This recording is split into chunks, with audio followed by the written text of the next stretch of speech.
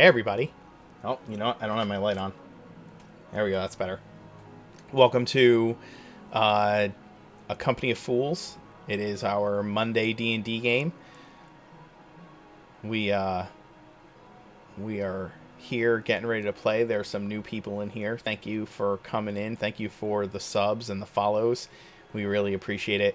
I just want to say real quick that what we do here, playing D&D live for you, is brought to you by our subscribers and our patrons, and those of you who support the stream financially. So thank you so much for doing that. Uh, you can find our schedule and any information about us down in the panels below, so check those out as well. And we are going to get started. I'm going to let the characters go ahead and make their introductions, and then I'll give a little rundown of where we left off. Hey guys, my name is John. I play the rogue mastermind known as Broker. Hi everyone, I'm Dio. I play Sparks, Arcane Trickster Rogue. I'm Stu. I play Gaz, the half-orc Oath of Redemption paladin. And my name is Brett. I play Lukash, who is a Echo Knight fighter. And I am the Mark Knight. I am your dungeon master this evening. Welcome to the stream. When we last left off, the members of the Phoenix Legion, the legendary band of knights from the city of Grovhaire, they have been missing from Oregon for the past 10 years, as they've been off in the desert pursuing the force of orcs that had invaded Oregon over a decade ago.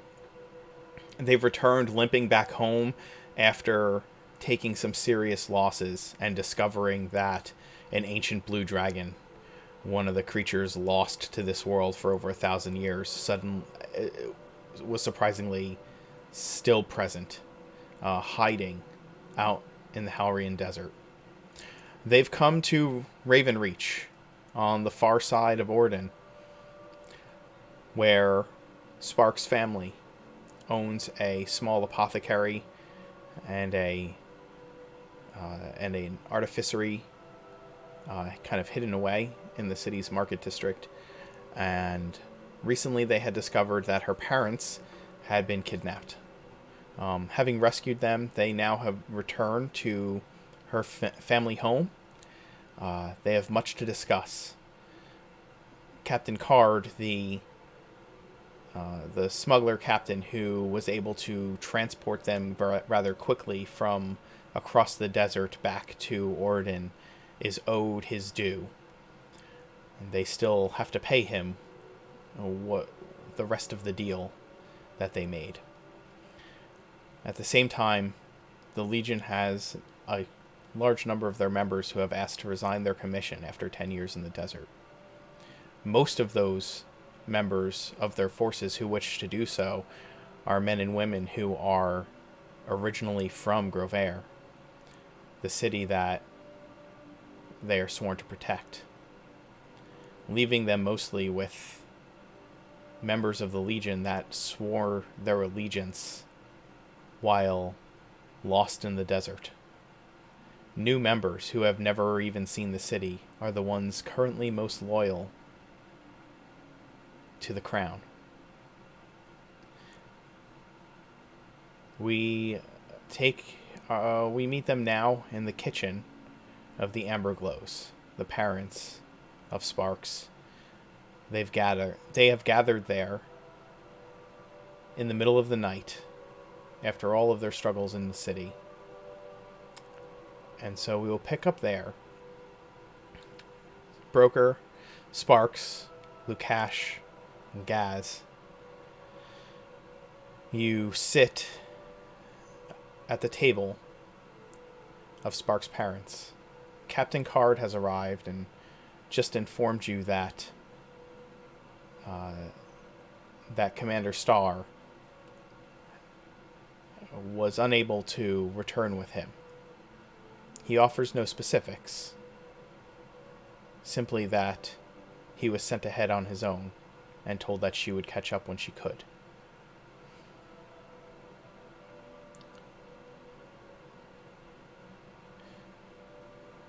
the Emberglows have provided some refreshments for you. Spark's mother is still broken up about the sight of her lab torn to pieces. The work that she had been creating and crafting broken and tattered on the ground. And your father still stands close to her, consoling her. In spite of the fact that this is a home built by halflings, or inhabited by halflings, it's quite comfortable for humans. As Sparks has grown up there as an adopted daughter, they knew they would need a home that could accommodate her much taller height.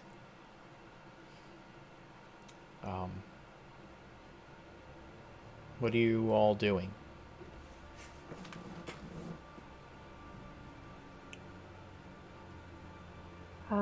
I will go to my parents and I will say, Mom, everything is going to be okay. Um,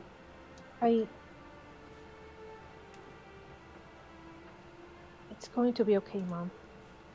I promise it's going to be okay. Let me introduce you both to Captain Card. He's the one who brought us here and the one we owe money. And I will go and say, Captain Card, these are my parents, Trin and Martha Amberglow. Captain Card smiles, seeing them, and bows very low. He, feeling safe in the presence of your home, sweeps his hat off, revealing his horns, and in his bow, and returns the hat to his head as he stands, and he says, Mr. and Mrs. Amberglow, it is quite a pleasure to meet you. He holds out his hand to your mother, and if she is willing to hold out hers, which she does, he kisses the back of her hand, gentlemanly like, holds out his hand to your father, and shakes it vigorously. Your daughter has told me so much about the both of you. I believe that we can come to some business arrangements that will help to repair the damages this evening. I would like very much to sell your wares where they would be most appreciated. I smile, like super smile, just seeing him treating my parents like that and hearing his words, and say, "Thank you, Captain Card." Um, should we start negotiating then? Captain Card smiles. My dear, if I am to understand right, your parents have been through quite an ordeal this evening, and perhaps it would be best for all of you to begin, and we can discuss the logistics of my compensation once everyone is more comfortable. And he kind of sees that, as polite as your mother was to greet him, she still is a bit emotional about the ordeal. Okay, thank you, Captain. Do you want me to escort you to your room? Will you feel better there? Are you You've saying been that to your very, mom? yeah, you've been very, very quiet. I'm Um, worried. Marta speaks up, and she kind of she takes a deep breath and futzes with her dress a bit, and with the handkerchief your father has handed her, she wipes away the moisture under her eyes and says, "No, no, we have guests in our home. I I'm sorry. I'm sorry that I've And please, make yourselves comfortable. I know you have much to discuss. We have much to discuss. I'll be all right. Okay. Captain, we don't have many chairs. You can take mine. Can I offer you something to drink? I'm not sure what we have, but I can find something. Is everyone okay? Does anyone need anything? Drinks? Tea? I'm okay. I'm good for now. I'll be hopefully heading to the tavern later. Okay. Yeah, I'm And good we'll as take well. advantage of their hospitality. That's right. You've been invited to enjoy free food and drink at the Whiskered Mistress in order to keep an eye on things there once you're done here. It's later, right? It's like past 11 or at night at this point after your various after, the daring rescue, which was basically yelling and threatening teenagers. And then Lukash's excursion to meet with the people he knows in town. It's been a little bit of time.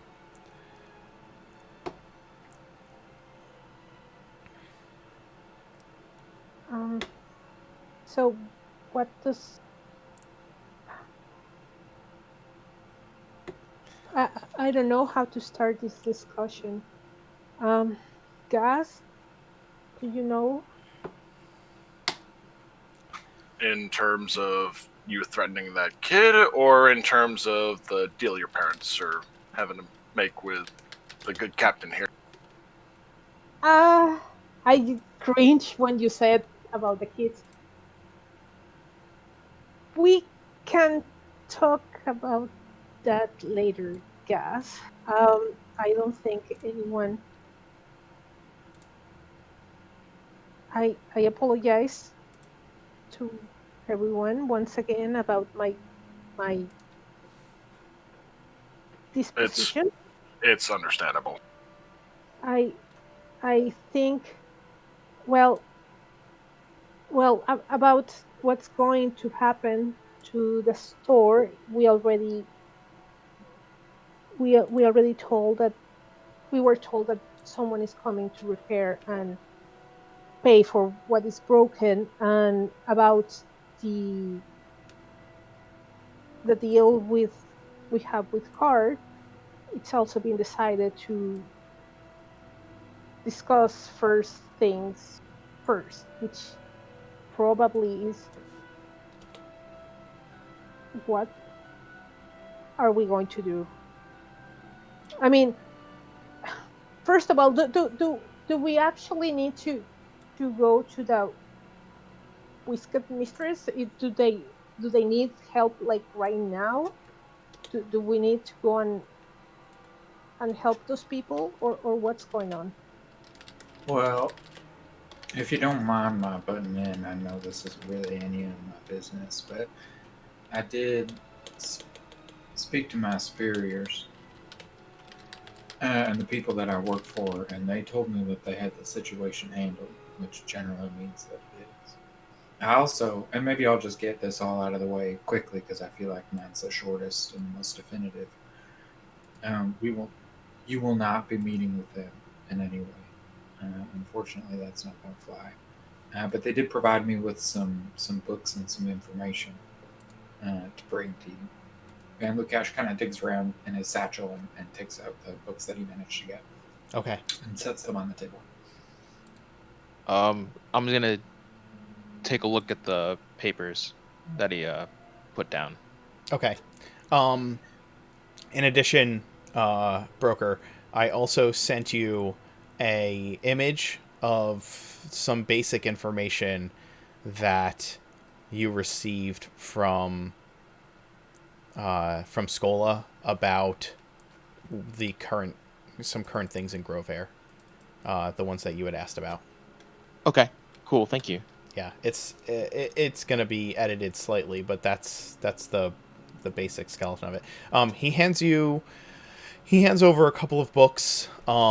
One is a book called um, A Archaeological History of the Draconic Age. And the other is is a book that is called The Anatomy of Dragonkind.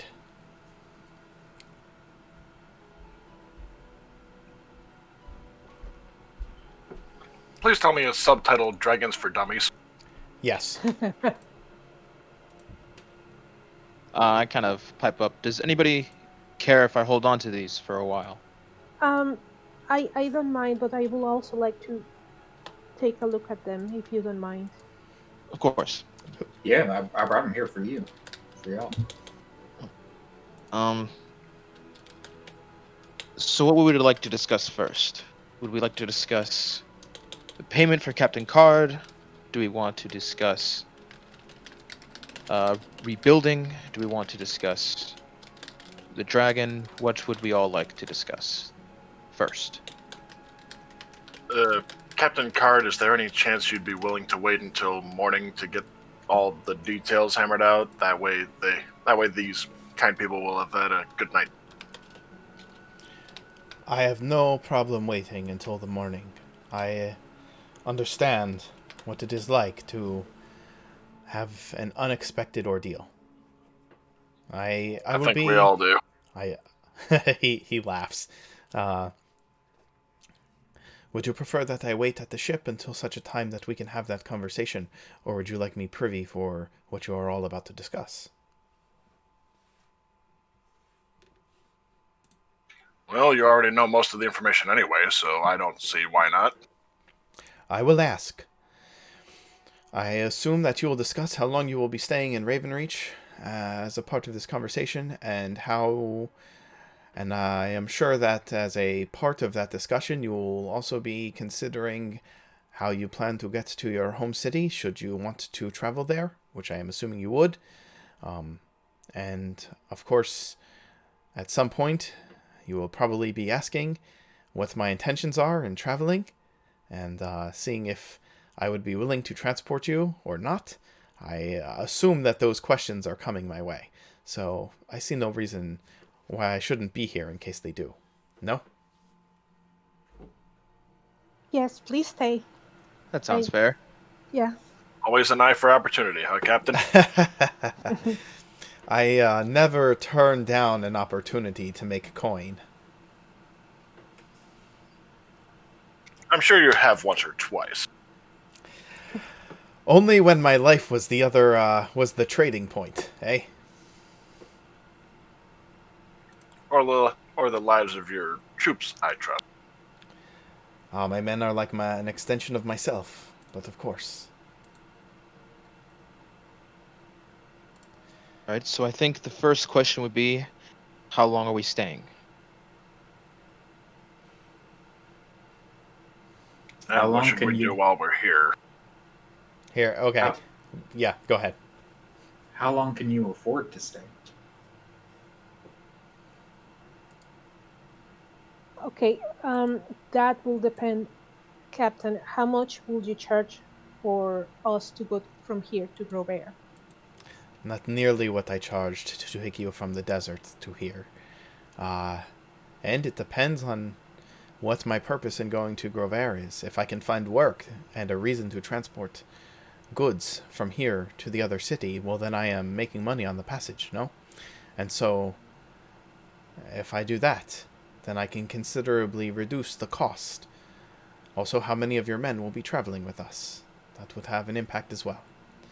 I will, once you know more details, I can give you a proper accounting. Do you remember what my original cost was to travel here the long way? Yes.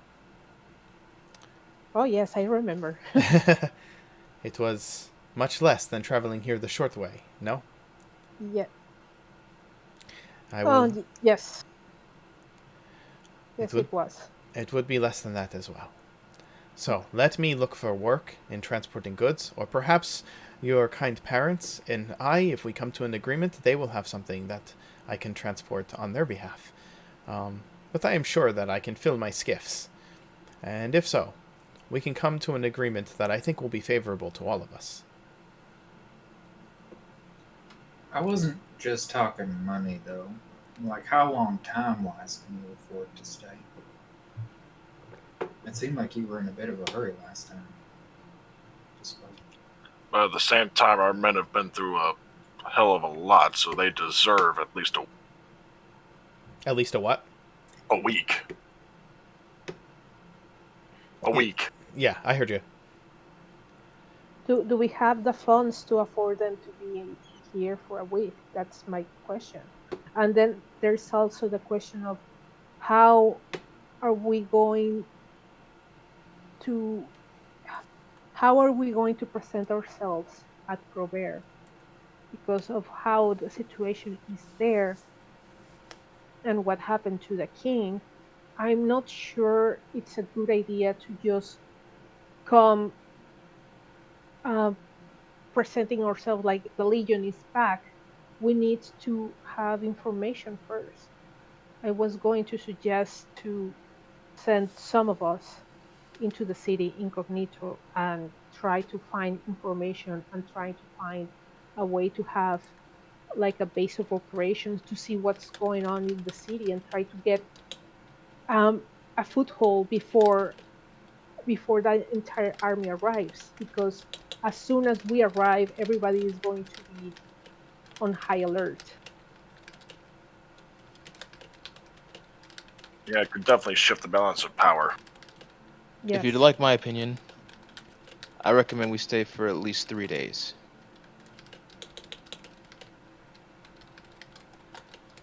All of us or some of us? I'd say all of us for 3 days, and then we can decide if we want to bring some of us down to Grovhaire. Hmm.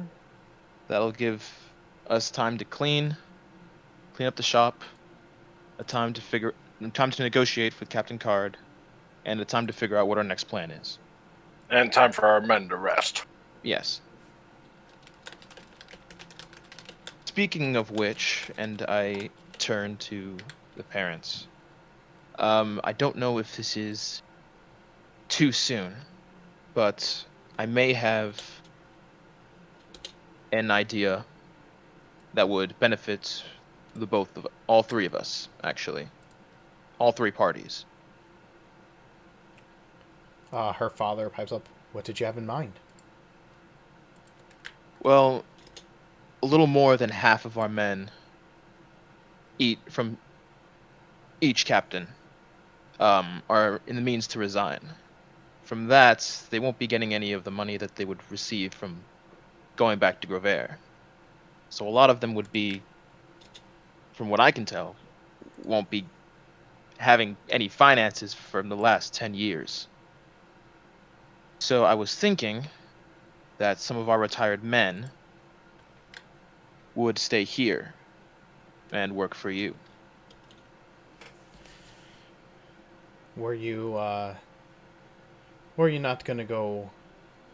Were they not going to stay on until you get to Grovhaire so that they can collect their payments, or were you planning on sending it here?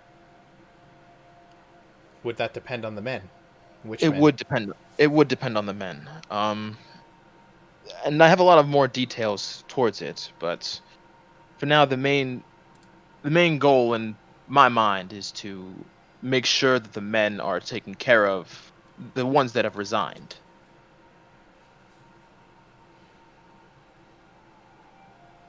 Well, You would I have. think. Go Oh, go ahead. ahead. Well, I think it's a wonderful idea. I don't know about you, Dad, but I will feel so much better if some people that I know and trust are here helping you, because I won't be here to help you. So I like the idea.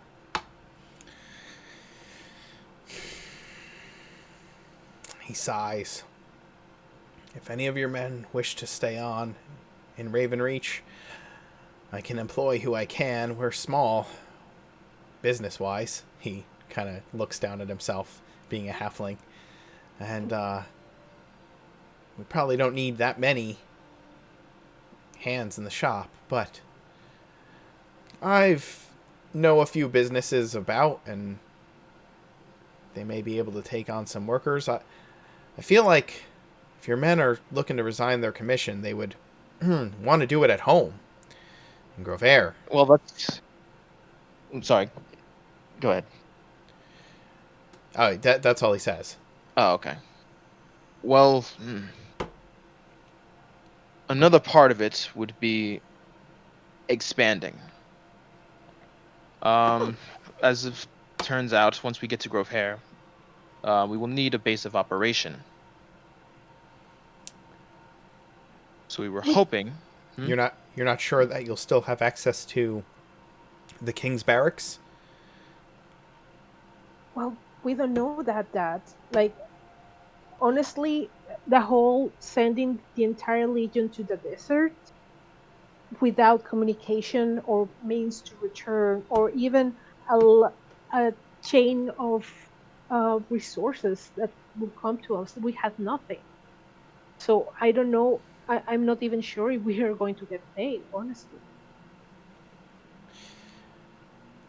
He runs his hands through his hair and kind of shakes his head, then folds his arms. When I was a captain in the Legion, I never experienced anything like this. We always knew who we were, who we reported to, and where we reported. You all are facing something that I never had to face as a captain. Um,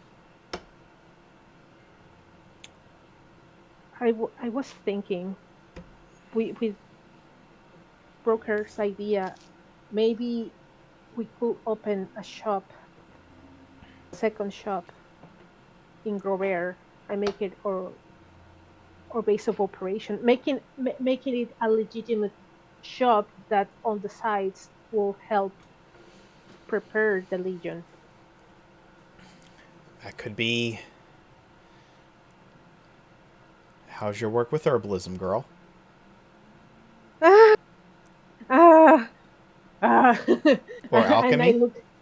I I I try to do both that. I I'm not as good as you guys.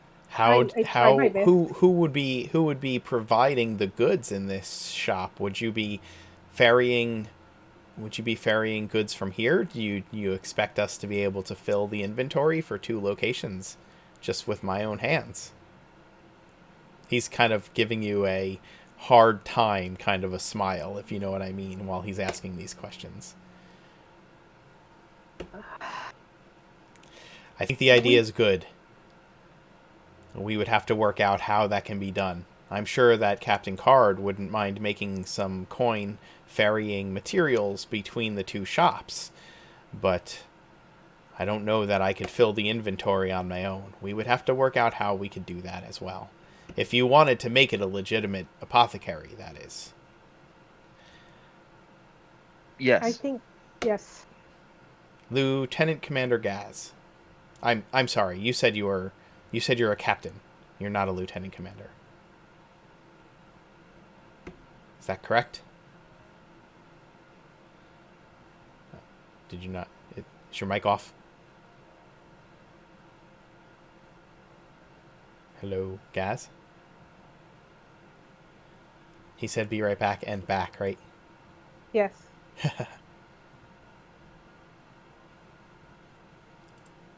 Let me double check something.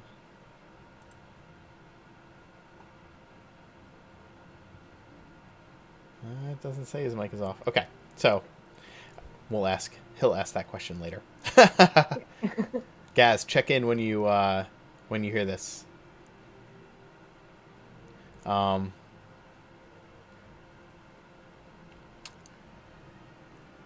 He's like, well, I think it's a good idea. I'm happy. I'm very happy. Um. Okay. I Look, Hash, what are you planning to do? Do you want to join us? I was actually going to bring that up. Um, are you looking for people? Yes, and I will put a good word on your behalf with a commander.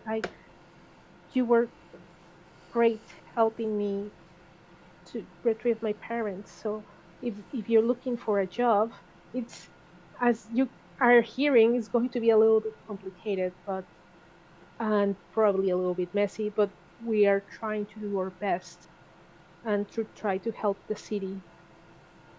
I don't mind messy and complicated. That doesn't bother me at all. Just as long as I don't know, just as long as you got a bunk for me, I guess, something for me to do. I'm a little adrift at the moment, so having a having a party to belong to, having people that have a mission would be nice. Well, we have plenty of that. Um, we have lots of that. So I think you will like it in the Legion. Everybody's very friendly. So and if you need anything, I sometimes offer counseling sessions and hugging sessions. Well, I cannot hug you, but other people will hug you. So if you need anything, just let me know. I'm sorry. You offer hugging sessions in which you convince other people that This is news to me too, I'll admit. uh, I'm not against the idea. I'm a little flabbergasted. uh, She's very unconventional, Commander. Captain, Or or not Captain, Gaz, Captain. her Yeah. father addresses you. Um, you're a captain. You're not the lieutenant commander, Mr. Captain Gas. Yes. I misspoke, yes. Nevertheless, uh, I would I would like it if you and I can have a bit of a conversation when you have a moment. I have some questions in regards to the Legion that I think you could answer for me. Okay. But that may be for later, perhaps. If you wouldn't mind grabbing a drink and a few moments to chat, you and I, captain to former captain. Sounds good.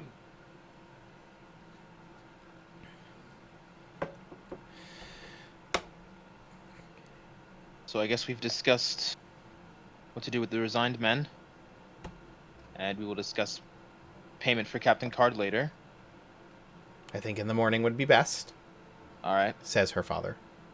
Okay. Well, all right. There's a couple more things that I want to bring up regarding Grovhaire. With information that I've gathered, right now there are about 7 houses that are currently, I'm gonna in quotes, in charge. Yeah, they're part of the King's Council. Yes. You would know most of them. Okay. The houses, some of those houses have been established for like generations, right? They're not like, so you would have known who they are. But go ahead and go through them, and I will give you little notes as you go through whatever information you plan to go through, right? Okay. So I'll just go through right now. I'm just gonna go through them one by one and just give them a basic basic outline. So the first one, there's the House of Weston. The title is Lord of Admiralty. Basically, they control naval ships, the Naval Academy, and the Watch House. There's the House Foster, which is Lord of Transport. Basically, they control the stables, the gate, transport hub, and the Grand Casino. Third, there's the House Carmichael. That's the Lord of Treasury. That's the mausoleums, the treasury, the aqueduct, and the reservoir. House of Benton. That's the Lord of Trade. Basically, they're the banks. House of Dolan. Lord of University. Basically, theater, university, and the library. House of Andros. Lord of Innovation. That's the press, the mills, and textile mill. Is that Keaton? Yep. Oh, sweet. House of Keaton. Lord of Theology. It's the Cathedral of the Gods, the hospitals, and the barracks. The last one, which is the crown, that no one is the head of. I'm assuming that's... And that's the King of Grovhaire. Basically, that's left is the council chambers, the gates, mint, prison, post service, courthouse, barracks, and a couple of others.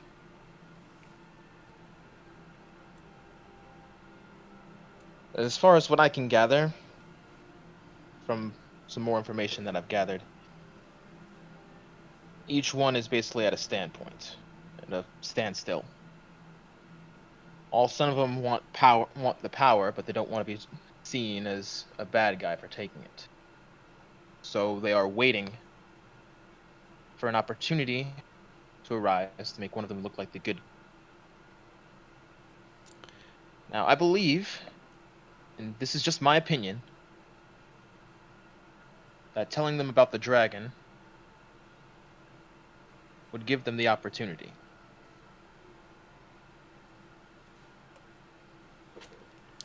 I will let you know that House Weston, House Carmichael, House Dolan, and House Keaton are very, very old houses. They've been around for generations, long before your time. However, House Foster, House Benton, and House Andros you've not heard of before.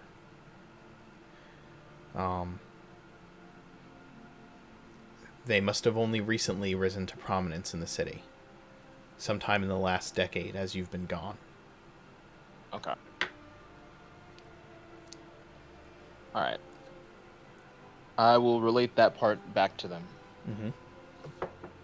So, Foster, Benton, and Andros I've not heard of, but the others have been there for a long time.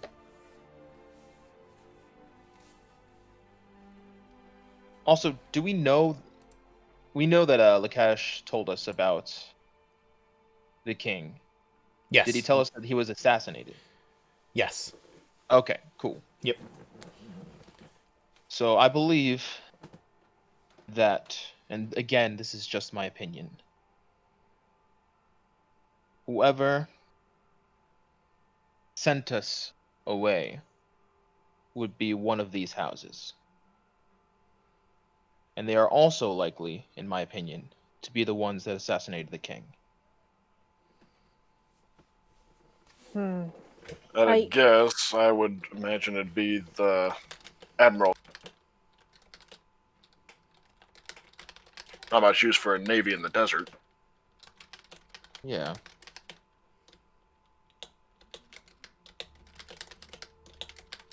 Well, it could have been that the ones that sent us all to the desert, it could have been all of them. And then as a ploy to control the city, and then maybe one of them decided to kill the king to get more control of the city. Because if they were already, if the rumors were true and the king didn't have power, they didn't need to kill him. I know this is, it's not really my area. I've never been to Grovhaire before. It's not, he wasn't my king and it's not my city. But in my experience, when something shady's going down, The way that you find out who did it is by looking at who gained the most from it being done. Find out who got the most out of it, and you'll find out um, who the likeliest suspect. Well, I think that's the main reason no one has tried to claim the crown, because as soon as anyone claims it, it's going to be guilty. Yeah, but you could find out just once we're in the city and we're kind of moving around and getting information a little bit more readily. Who got the most when the king died? Who upped their position the most? Right. That might be a good place to start looking. It's just a suggestion, though. Going off of that, if I had to guess, I'd say the three new houses would be the first to suspect, since the other four seem to have been there for a really long time. And these three houses seem to have gotten the most power quickly.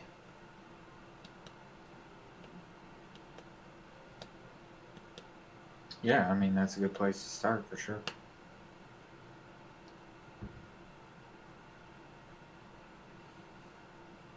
I will be the devil's advocate here and say that because they're the new houses, they might have more to lose because they're not established enough. And being so new, will they have as much access to the king as the old ones? I'm not entirely sure, but that does play into my point about telling them about the dragon. Again, no matter how long they've been there, all seven of them are in a standstill.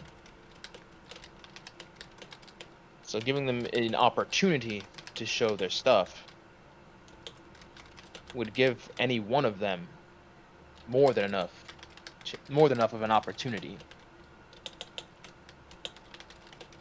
Of course, that's just my opinion. Yeah, it would be a bit like throwing lantern oil onto a grease fire. Yeah. Yeah. So I have a question for you two, and I look at Gaz and Sparks.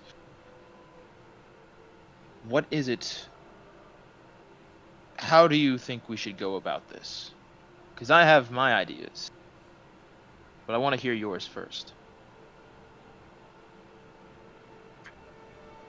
I was I gonna just go ahead, Spark. No, no, go ahead. I was just gonna be one to just report in and let the leadership decide what to do, but that kind of got. Sorry, say that again. You kind of broke out of it. It kind of got scuttled when turns up turns out leadership had died.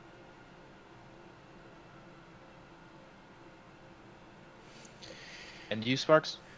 Well, I think I don't like the idea of showing ourselves right away. I think we need to, as I mentioned before, have a foothold in the city before we show that the Legion is back. I think we need to have people infiltrated in the seven houses if possible, people infiltrated in the court if possible, and have also people in the underbelly and try to find as much allies before the entire legion reveals itself. It, as far as I can see and how they have operated, they they have operated from the shadows all the time. If we just come as a military group as we always do and treat this like a battlefield without reconnaissance first, we are going to lose, and they're going to try to either send us away again or try to disband us. We need to find information, and we have to find also a way, a reason to exist for them that it will be useful for them at least at the beginning, without depending on them. I don't know if I'm making myself clear. No, that makes perfect sense. Uh, Basically, what you're saying. Oh, go ahead. I'm so sorry. No. You were speaking. Continue.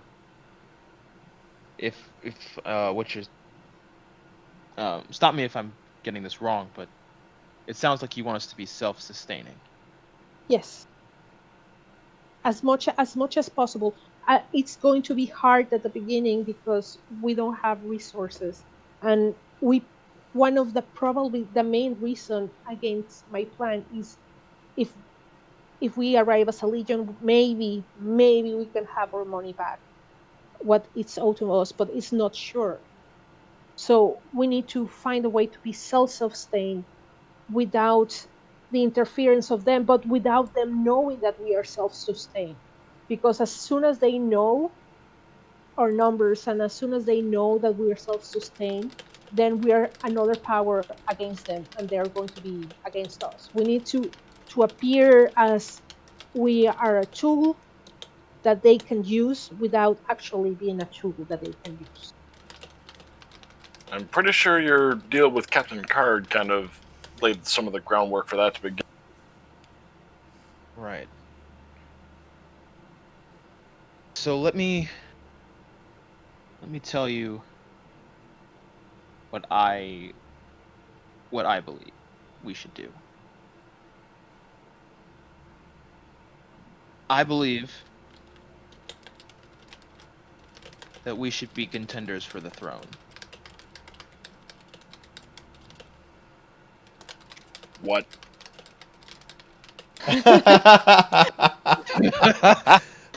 So over the course of this conversation, I will tell you that as Sparks was speaking, her father was kind of stifling a smile behind a hand, right? But when Broker says that, his eyes get a little wide, and then he brings it under control.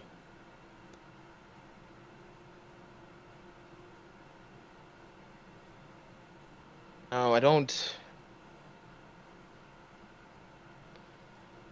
don't want us to be, how you say, sorry, I'm not good with political words. I don't, Usurpers? yeah, but and we'll discuss that later. But it seems to me, and again, all of this is my opinion, that we don't know who to trust. Me personally, I don't trust any of them at this point. And a lot of the people in Grovhaire feel like a war is about to break out. But the Legion has been there for more than just a decade. Examples of that, and I wave my hand over to Sparks' parents, is standing right next to us. I believe that if there was another contender that the people of Grovhaire knew about, who trusted, I believe we could potentially find out more. Not only find out more about what we're dealing with, but also put the people of Grovhaire in a safer place. Would you take some words for an old retired military man? Yes, sir. The Legion held a place of prominence in the city for a long time. We reported directly to the king and only to the king. We were his protectors in the city. And the sword is a symbol of great strength and power. Though you were sent away, and I think you're right that you were sent away for political reasons, not so subtle ones.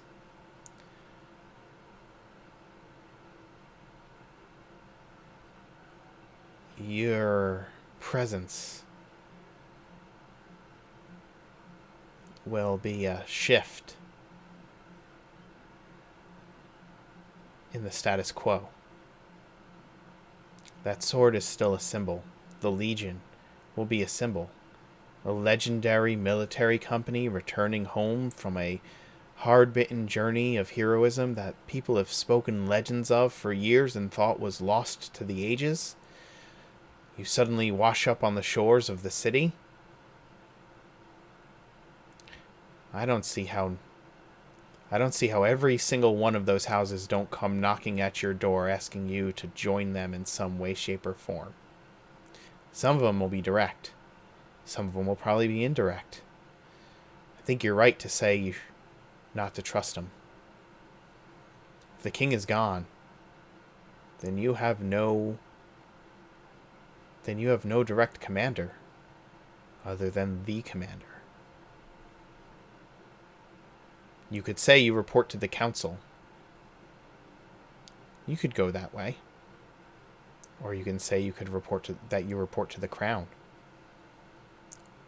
You have some choices to make. I think you've laid out some of those choices very well. Whether the Legion should take the throne for themselves is something that I would not even dream to consider. But times are different than when I was there. Can I just... Sorry. No. Again, not really my place. I just basically joined about 10 minutes ago. Maybe bearing whether or not your commander will give me permission. But can I just say I have a general moral objection to a military organization taking political control in place. That's not a good... It's not generally a good fit. At least I wasn't the only one thinking it. Allow me to clear things up. I'm not saying that, even though I've said it, I don't believe that the Legion should hold on to the throne. I just believe that the Legion... How do I put this?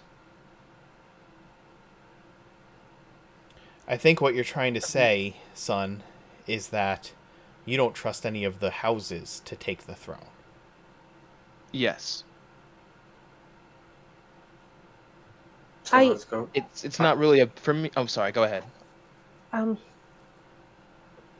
Well, Sandra knows what I think about the Legion. I Goddess help me. I agree with you. I don't trust any of them. They already either one of them or all of them already sent 10,000 people to death, and one of them or all of them already killed the king. It's not so much that they send us to the desert; is the lack of thinking behind that. It's not only that we served the king, we protected the city. What's happened? Like, other kingdoms could have come without an army. Other kingdoms could have come and take over. Like, what were they thinking? And now we have a threat of a dragon. Do I trust them to even do the right thing? I don't. I don't like the idea of the Legion taking over, but I don't see any other option. And if we are going to put this into motion, we have to have an end game, because yes, some people, especially the family of those who have served, will be behind us. Not everybody's going to be.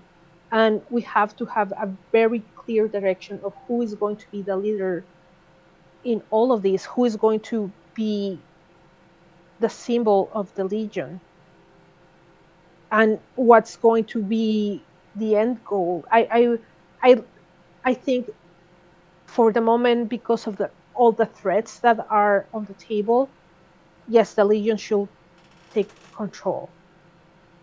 But we have to have to present a plan of what's coming after the threats are gone.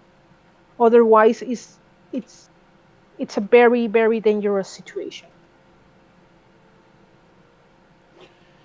Uh, Mr. Lukash, I believe that you had some insight you wanted to share. I don't know if it'll be insight, but if the problem is that you don't trust the houses, then the solution seems to be to find someone that you do trust, right? Brings Captain me to. Oh, sorry. Go ahead. Captain Card has been sitting quietly, listening to all of your conversations. You are going to owe me a lot of money after this. You know, information is worth its weight in gold. More than its weight, considering information does not carry much weight. It is just words. But, keeping me quiet, expensive business. He's obviously flashing a smile of that denotes he is giving you all a hard time. I will smile back and said, "Oh, Captain, if we succeed, then you are getting money." He smiles back at you, and then he looks to each of you and says, I think the other side of what has been said about your distrust and about finding someone who you do trust. It is likely that the best course of action is to find out more about these houses, who they are, who their leaders are, what it is that they want, how they plan to get it. If you need to know, if you do not trust someone, the best way to gain trust is to know what they are going to do before they do it. Because then you can trust them to do the thing that you know they are going to do. At the moment, you are hundreds of miles away. They are on an island, very far south of here. You have what information you have. There is more to gather. When I go into a deal with someone, I try to know as much about them as I can before I make that deal. Because I want to know how to get the price that I want for the goods that I have. I believe this is a situation where you need to know what you're getting into before you get into it, so that you do not find yourselves in the same position as you have been, either lost in the desert or with a knife in your back.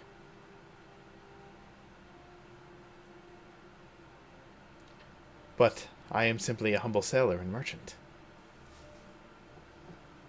No, I agree with you. That's why I was suggesting having plants. Definitely get lay of the land first. Yeah. All right. So I guess we could table this until we get more information. That'd be preferable from my perspective. Because for all we know, there might be one that's completely upstanding and forthright. All right. Either way, the end goal is probably to take care of the dragon. I'm assuming we can agree on that. Yes. Agreed. Are you, Or at how least much? negate the threat. Right. How much are you guys paying? Just as like a quick question. Do we know that actually? Because dragons are dangerous. Yeah, that's a good question. Gaz is the quartermaster, so I suppose he might know. Yeah, I think I have some information somewhere on something like that, maybe. I don't know. I'm just the dungeon master. I don't actually have information about everything. Well, unfortunately, I don't think it'd be too much higher simply because, well, it's a bit of an existential. Let's see. Do you say it's a bit of an existential threat? Yeah, as in it's a threat to existence. Okay, I thought you meant like a crisis of conscience or like a "who am I" kind of a thing, and I was like, no, I'm pretty sure a dragon will just kill you. That's why We it's an we existential threat. we don't know that for sure. Fair point. We don't know that for sure. Excuse me. That is Um, something that I don't think we ever established either out of game or in game as far as how pay rates go. Um, Does the Legion have coffers of money? Like, do they have funds to pull upon? I think it's supposed to be that we're getting paid by the king. yeah, they Legion had a so the Legion would have had yeah, the Legion would have been paid out of the king's coffers, right? So uh you don't know at the moment, right? You don't know if you'll have access to those funds once you get back to the city. Um and you've basically put all of your personal wealth on the line to travel home, right? Like you all paid Captain Card out of your pocket, um, Yeah. yeah, with the expectation that when you get home, you and the men will get paid, right? But now you've discovered that the king is dead, and like you should be paid out by the treasury, but the king's council is in a stalemate. So rates of pay is something that you need to. I need to figure out what the rates of pay is, but Well, and yeah, I would kind of assume that there would be like a discretionary fund of some kind there that would the be. Legion would have on hand rather than wait to get at the end of it so that they could buy food and stuff like that, right? Sure, but the Legion was on mission in the desert for 10 years, so how much of that discretionary fund do they have left is the question, Yeah. right? So uh, that is. We'll say this: the Legion has some money, okay, as the Legion. It's probably not a lot because there has been some depletion over the years, and you guys have found ways of um, probably extending that money, right? Um, you are the quartermaster. You've been the quartermaster, and so you would know how much the Legion has. I will get you a number, um, as far as that is concerned. I'm not going to take the time right now to calculate that out, but I'll give you a number, um, and I will also give you numbers as far as how much like a infantryman versus an officer would get paid on a, I guess it would be a per day basis. Um, so yeah, I'll. Does that all make sense? Is that fair? Yeah, yes. Yes. totally. All right, cool. I will um, tell broker. Do we have?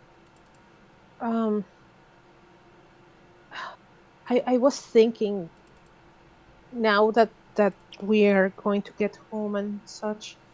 Um, should we send once we are established and everything? Send some word to the dwarves in the Dragon Keep, Dragon Guard Keep. From the little that I know of them, they've been adamant that the dragons are coming back, and they might know how to deal with them.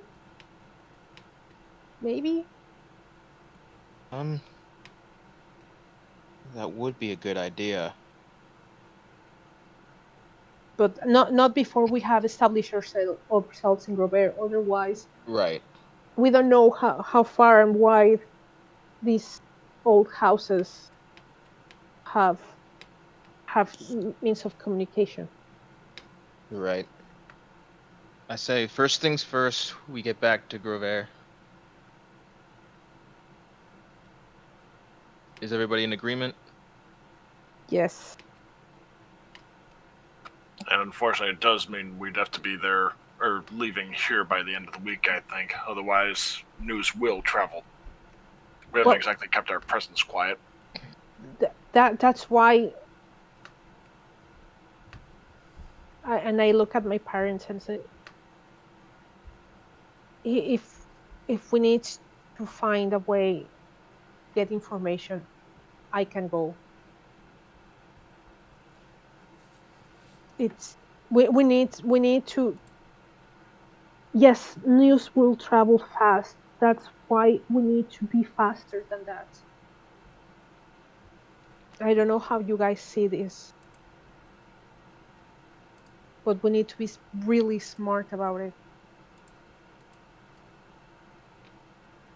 So then that brings us back to the question: do we all want to go back?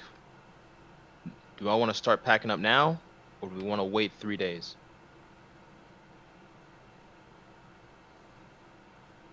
Captain, how fast can you take a small people or small band of people or a large band of people to Grovhaire?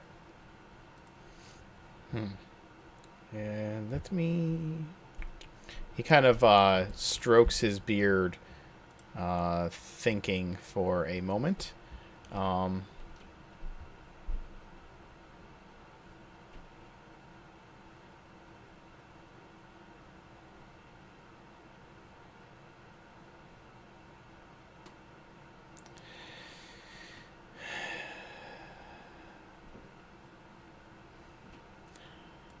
to sail straight to Grovhaire with just a few people. If we bring enough supplies so that we do not need to make a stop, I can get us there in 14 days.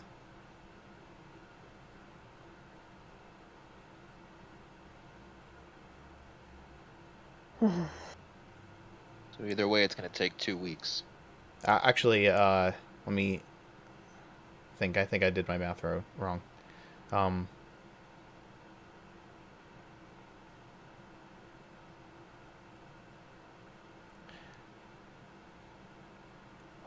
I can get you there in 10 days.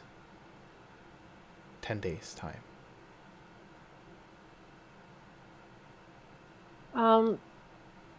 DM, quick question. Yes.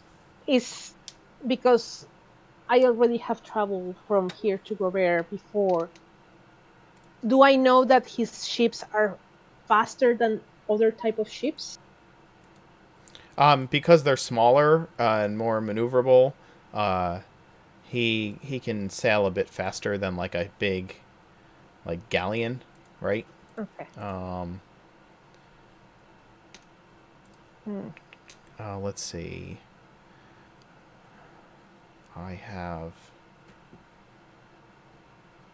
I do have some information on that.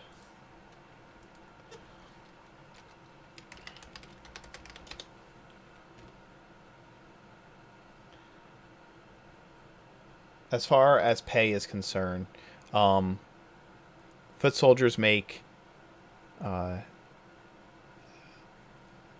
make 2 gold a day,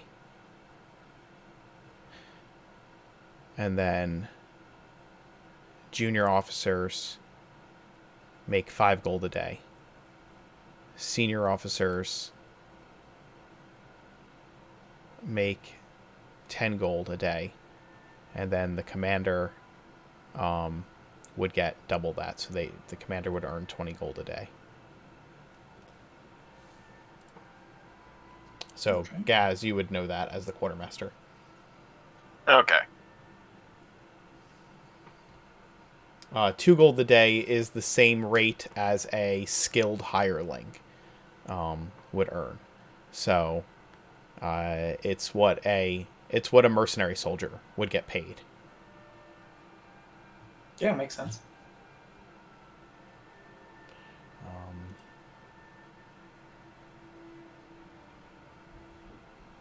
As far as traveling by ship, I want you to double check my numbers to make sure you have accurate information to make a decision about that.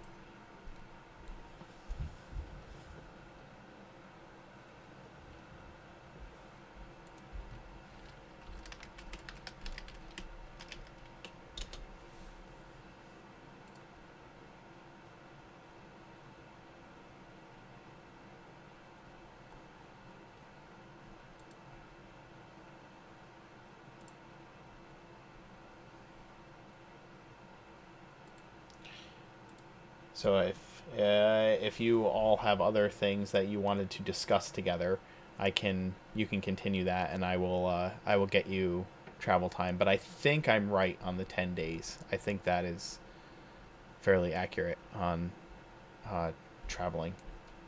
I think Gaz would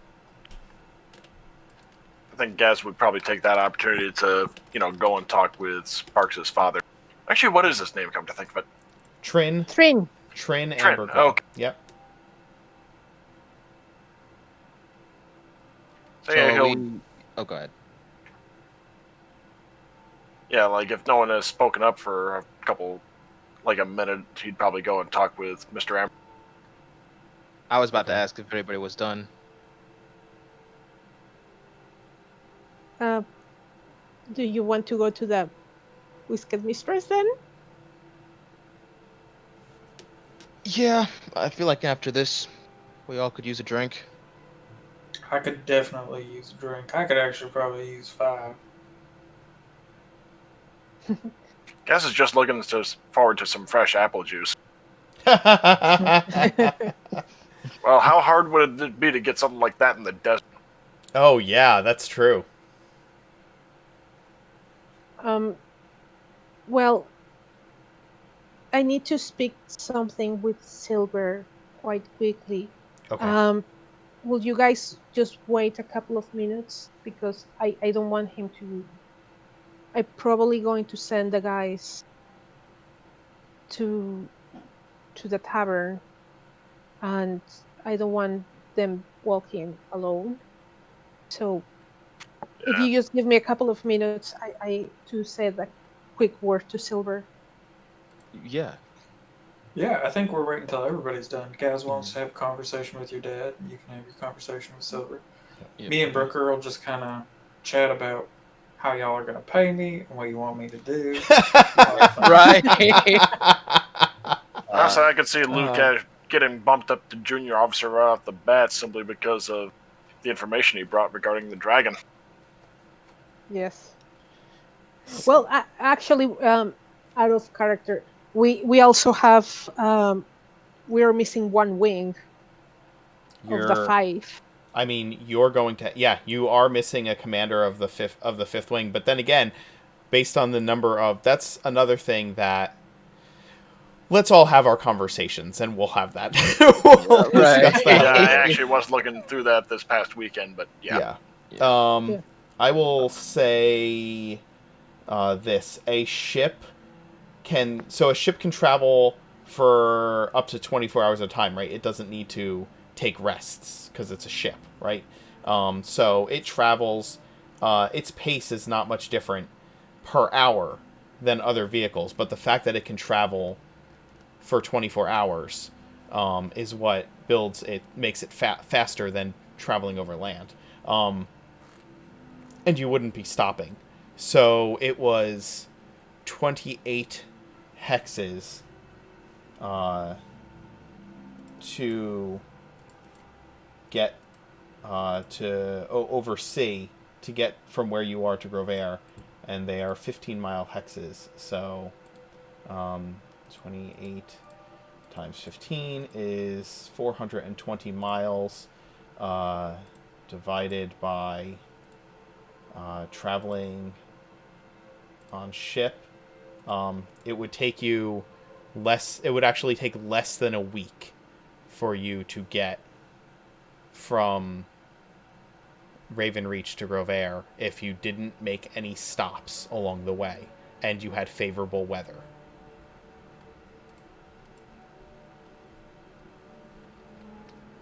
It doesn't matter which ship or cart ships are faster. I'm talking particularly about Card's ships. Cart ships. If Okay. you took one of Card's ships with enough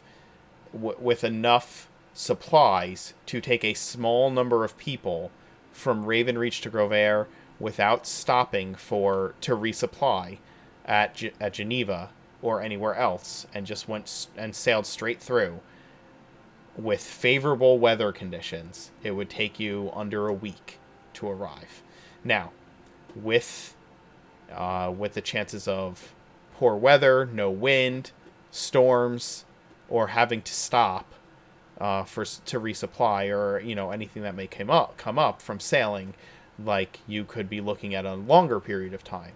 But that is what he offers to you, is that it would take less than a week to get there, unless there was some kind of bump in the road that you could have taken, that you take.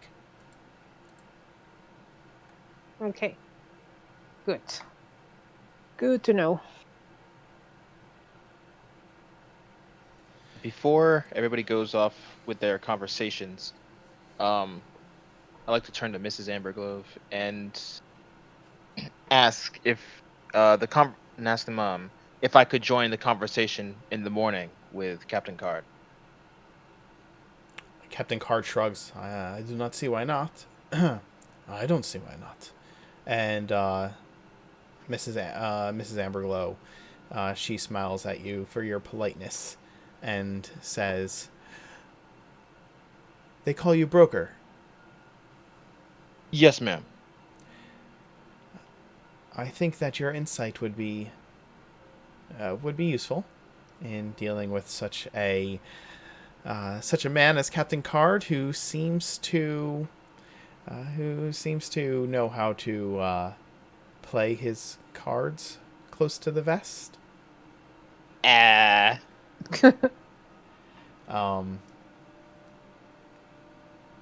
With that, I'm off to bed. And she Sparks, she will walk up to you and reach out for your hand. And I will take it. She will very stubbornly pull you to lean down towards her, which she did as you were growing up as well. And as soon as she she kisses you on the cheek and pats you there and says, "Good night, dear. It is good to have you home. Your room's the same as it was." And she bids you all good night and heads to bed. Good night, Mom.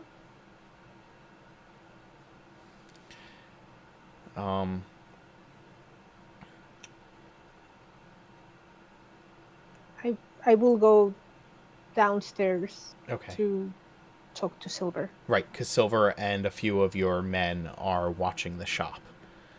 Yes.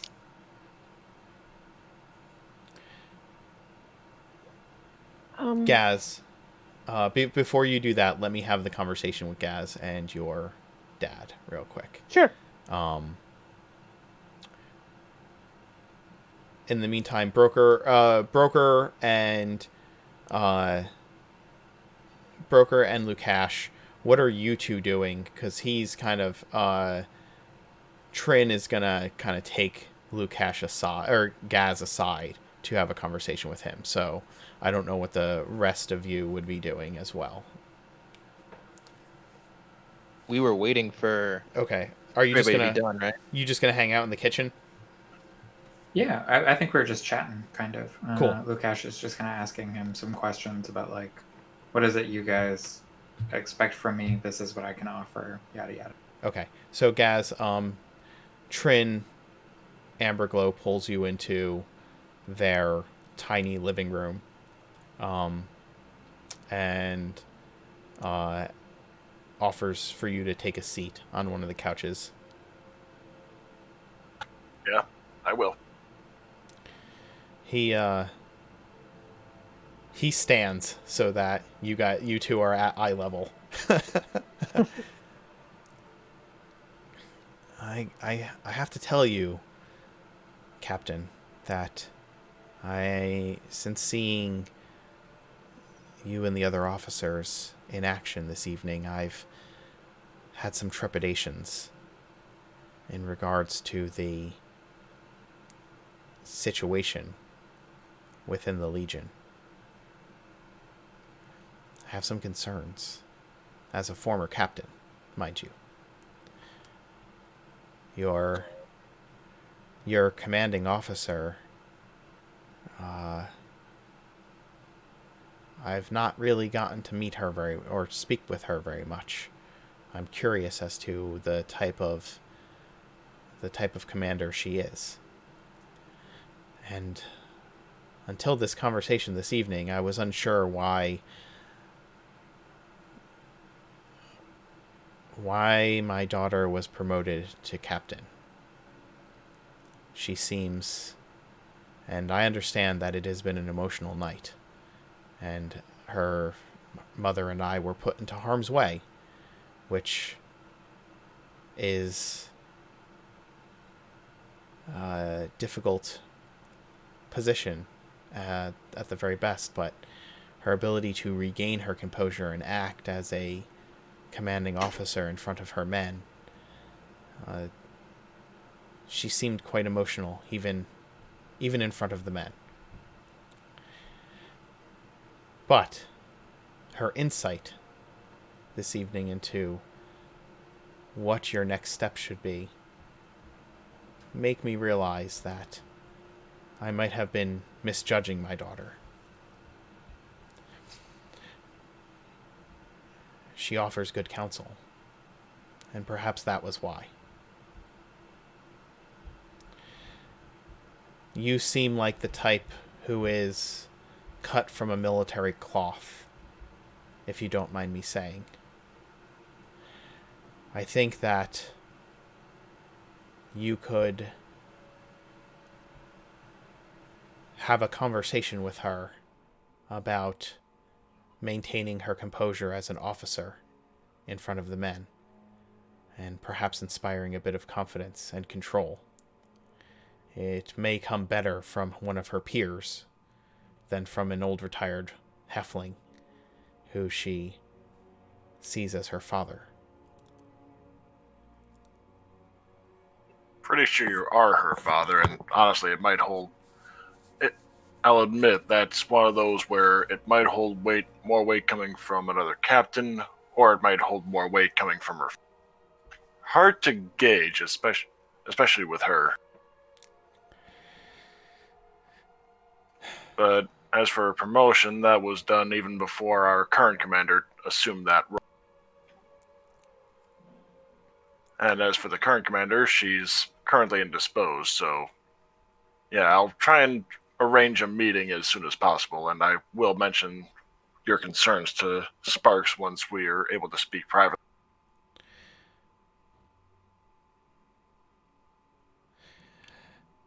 Thank you. I wanted to speak with you specifically because you seemed to have a voice of leadership, even among the other officers. When you said that you were lieutenant commander, by misspeaking, I wasn't surprised. When you told me that that was a misstep, I kind of was. You would make a good lieutenant commander, and I for one think that if things are as bad as you say they are, they'll need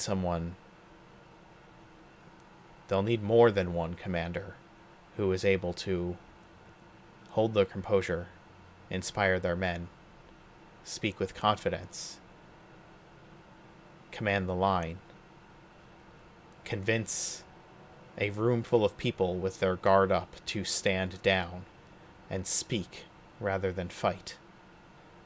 Those are qualities that I think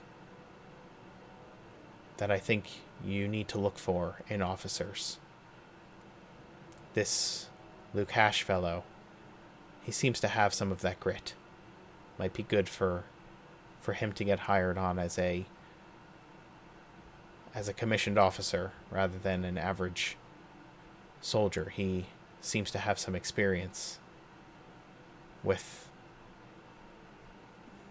violence and with dealing with leading men, or at least keeping his composure in situations where people are hot-headed. You're Mr. Broker, the other captain. He's got an eye for information. Keep him close. This is probably a conversation that I should be having with your commander, but I haven't met her yet.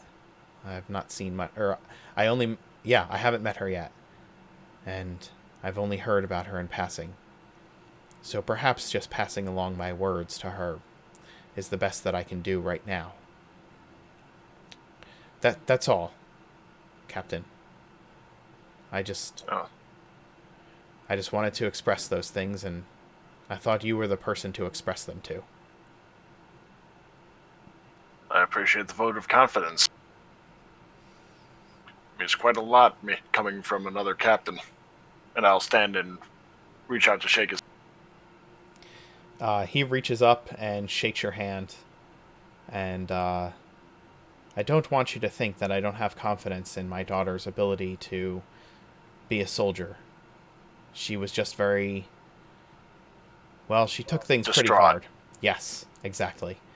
So, again, what she showed here in the kitchen this evening, it was very insightful, and that is also a mark of leadership. So, good luck, Captain. I hope that when you reach Grovhaire, that you and the rest of the captains and your men are able to untangle the situation there and reestablish the Legion as a power in the courts. And hopefully we're able to untangle it as opposed to cutting through it.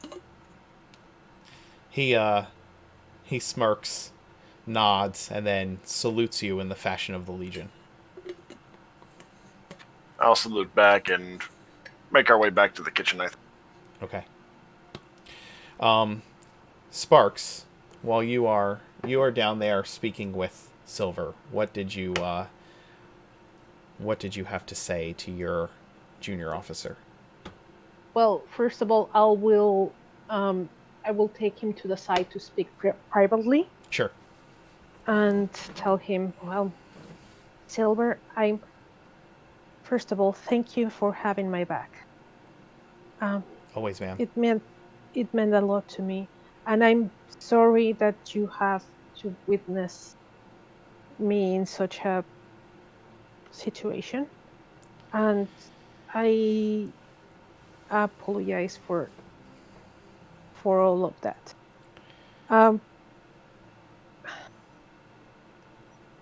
Silver, can we for a moment can we drop the command subordinate thing? He Just kind of just smiles a little bit and nods to you. He's gotten to know you as a commanding officer at least a little bit, and he smiles and nods. Yes, ma'am. As much as I can. Okay. Okay. Well, I wanted to talk to you because I need to understand something. First of all, I'm very, very grateful for what you did today. And the next question that I'm going to ask, I'm not angry, and I ask you to drop the official thing because I need the truth, and I need the truth as you as a person and as you as a junior officer. Okay. When we were in the astral sea and we had a changeling, the shapeshifter, with us, and we were trying to decide what to do with her, why did you spoke up? He was a bit more jovial when you first started speaking, but as you asked that question, his eyes get a little hard. His expression darkens.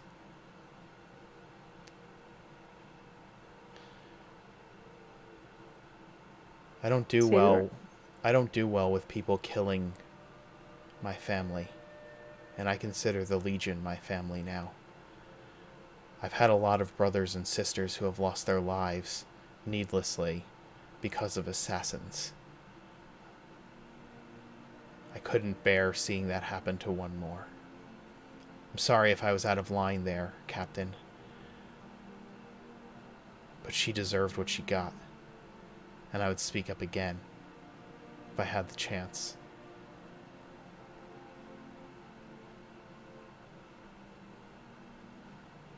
I, well, you know how I am. I appreciate that you speak up when you have an opinion. I was just baffled because you rarely do so. And in that instance, when I said that it was my decision and you spoke up, you didn't lie. It was, you stated the truth. But it just baffled me that you did so.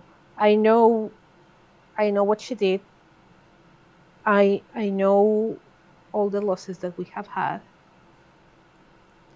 and I'm sorry that I'm I'm sorry that you feel that way. Hmm, I'm going to share something with you, Captain. Something that I rarely ever talk about. And maybe it'll help you to understand why I was somewhat insubordinate in that moment.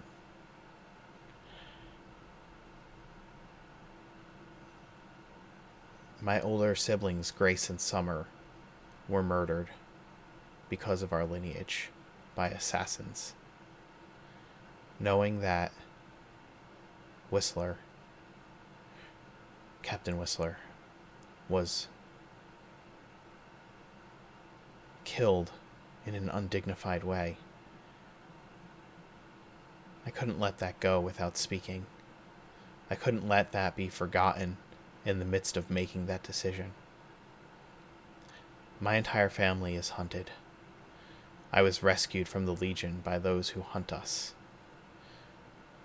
Someday I may have to say goodbye to my other siblings without ever knowing or seeing them to say goodbye to them. I have a few others. They're around. I know one lived around here, near the city, last time I heard from her, near Raven Reach. It's been a while since I've heard from her. I don't know if she still lives there.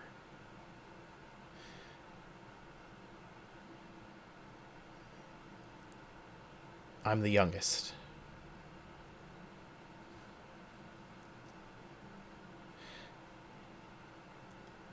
My family is so used to death that we have a family heirloom, you could say, that was gifted to us by our mother before she was exiled into the pit of hell.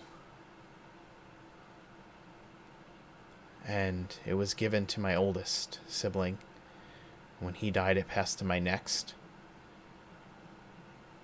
When he died, it passed to the next. If Charity dies, it'll pass to Mirth.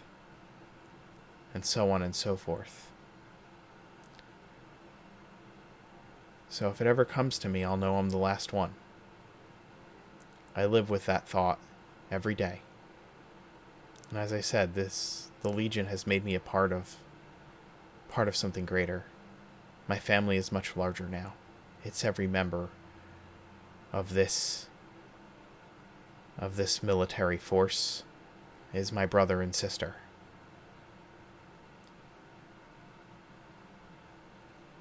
No one is going to kill one of my brothers or sisters and not see justice. Not while I'm there to stand up and say, this thing murdered a member of our family. So decision or not, it had to be said. I hope you can understand that. I understand that. I'm sorry. I I can't give you a hug. Do you want me to find someone that can give you a hug? I think you deserve a hug. Um, Silver breaks a smile again when you say that. Captain, I'm okay. okay. Um, do you want me to try to find your sister? We have we know we know a lot of merchants and a lot of people that supply to us. We could try to find a way if you want to write a letter, or if Silver you. Silver holds up a hand and uh, says to you, Captain, I I don't know where I would send a letter. Like I said, I knew she's in a village somewhere around here, but I don't know exactly where. We don't we don't really share where we're at with one another in order to keep each other safe. So I don't even know where I'd send a letter. And honestly, I think it would be, considering the amount of danger we've been in lately, I think it would be irresponsible to bring her that danger to her door. If the time comes, then then I'll see her again. But for now, we're on mission, right, Captain? Yes, but before we return to the captain thing, um, a little bit change of gears, and uh, Captain Cart told me a story, and I wanted to know if you were there. He told me he met a Dragonborn. Were you with him when he met the Dragonborn? Oh yeah, that was, wow, that was a while ago. Why do you ask, Captain? And well, never, I, I have never been introduced to a Dragonborn, and I wanted to know what's your opinion. Like when you first saw him, what came into your mind? What were you scared? What were you surprised? Do you want my honest What? reaction, Captain? Yes. Holy shit, a dragonborn! uh, I you were not scared. Well, I think it would be a little hypocritical of me to be scared, and he kind of motions to his horns and the rest of his body. I'm not exactly normal to most people. You're normal to me. Um, that uh, the, Silver. Do do you like working for me? Like do you like being my junior officer? Ma'am, it's been my great honor to be one of your officers, and as I swore to the Legion, I will follow you into battle with my life. I'm glad to be a part of your command. Okay. Okay. Uh, maybe we will need to have another conversation. I maybe I need to have a conversation with Captain Gas, but I maybe you should be there too. I'm I'll make up my mind. Uh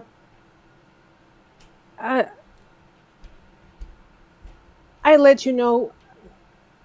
You I'll let you know. Just the guys are all going to the tavern now, I think, and you guys can go. Keep I will keep my family here, and just have a good time.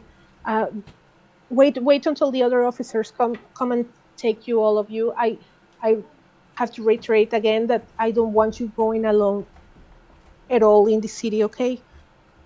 I don't want anything bad happening to you. You're the best junior officer I ever had, so I Aye, aye, Captain. okay. I'll And keep then my I hat on. And he makes sure to pull his cap over his horns. good, and I will then go back upstairs.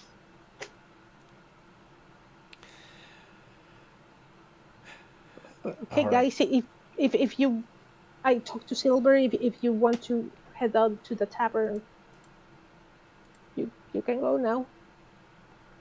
I, Are you coming with us or staying here for the night? I think it's better if I stay here,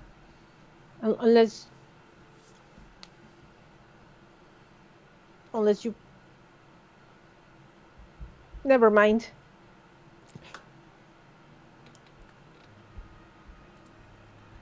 Never mind, you're just staying here, or never mind, you're going with. I'm staying here. I think.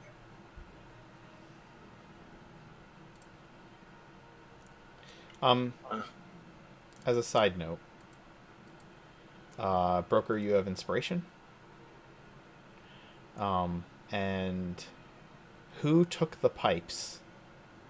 I did. Okay. All right. What are they, by the way? Yeah.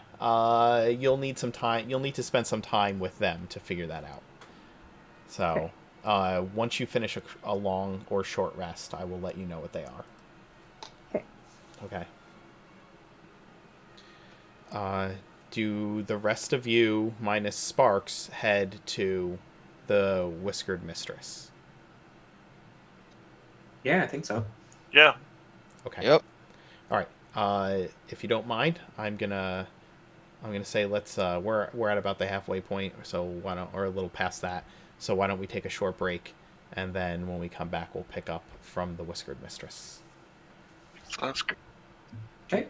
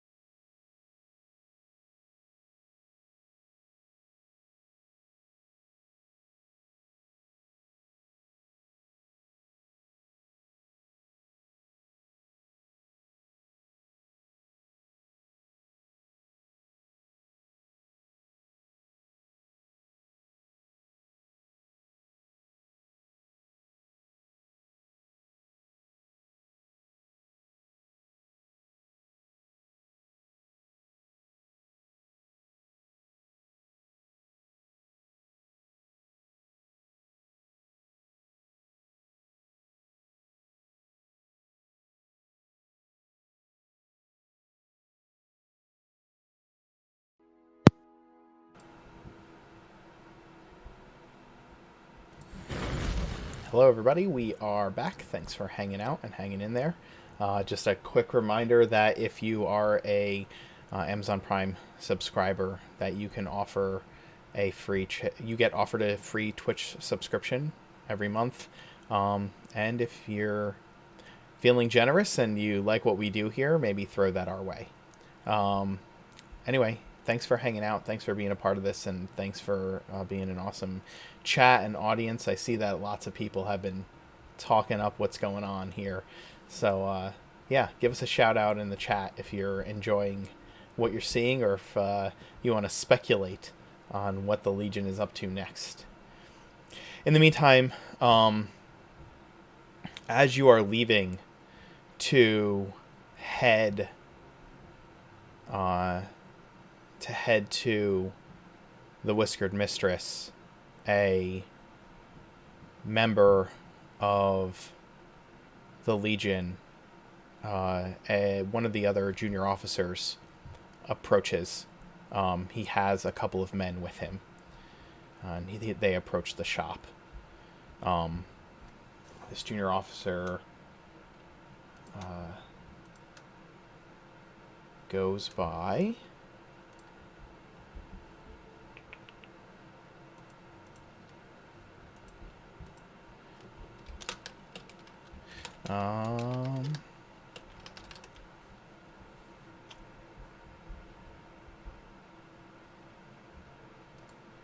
it's a junior officer that everybody calls Trix. And he is a half-elf. You guys can determine... He was one of Whistler's junior officers. Why don't we say that? And he approaches captains.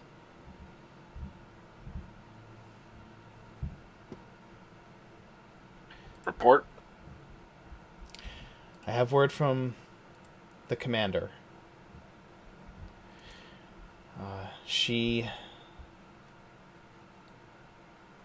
is currently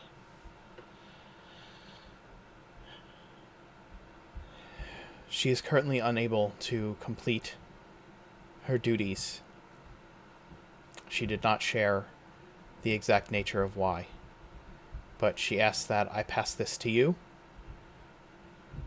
and asks that you would stand in her place until such a time as she can resume her duties. And he pulls the sword out of his bag and holds it out to you, Gaz.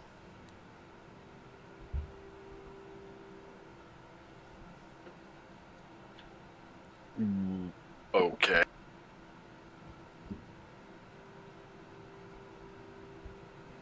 Then, yeah, he'll accept the sword, but he's genuinely confused.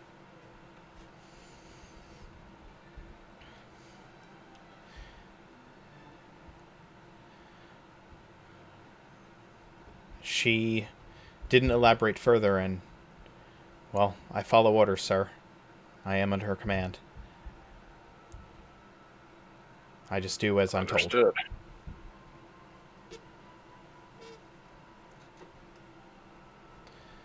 Understood. Gaz, you are now the what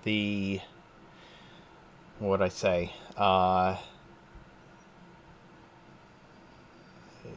Lieutenant Commander? Well, the de facto commander, I guess, until further notice. There's a specific word I'm looking for, and it's escaping me. But Standing commander? Mm-hmm. Yeah, you are now the standing commander until Star returns, or is capable of resuming her duties, as this man said.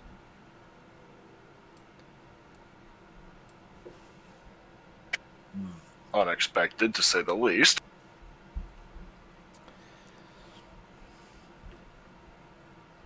Your orders, sir? Resume the duties that you were given at the start of the shore leave, I suppose. He salutes and waves for the men to follow.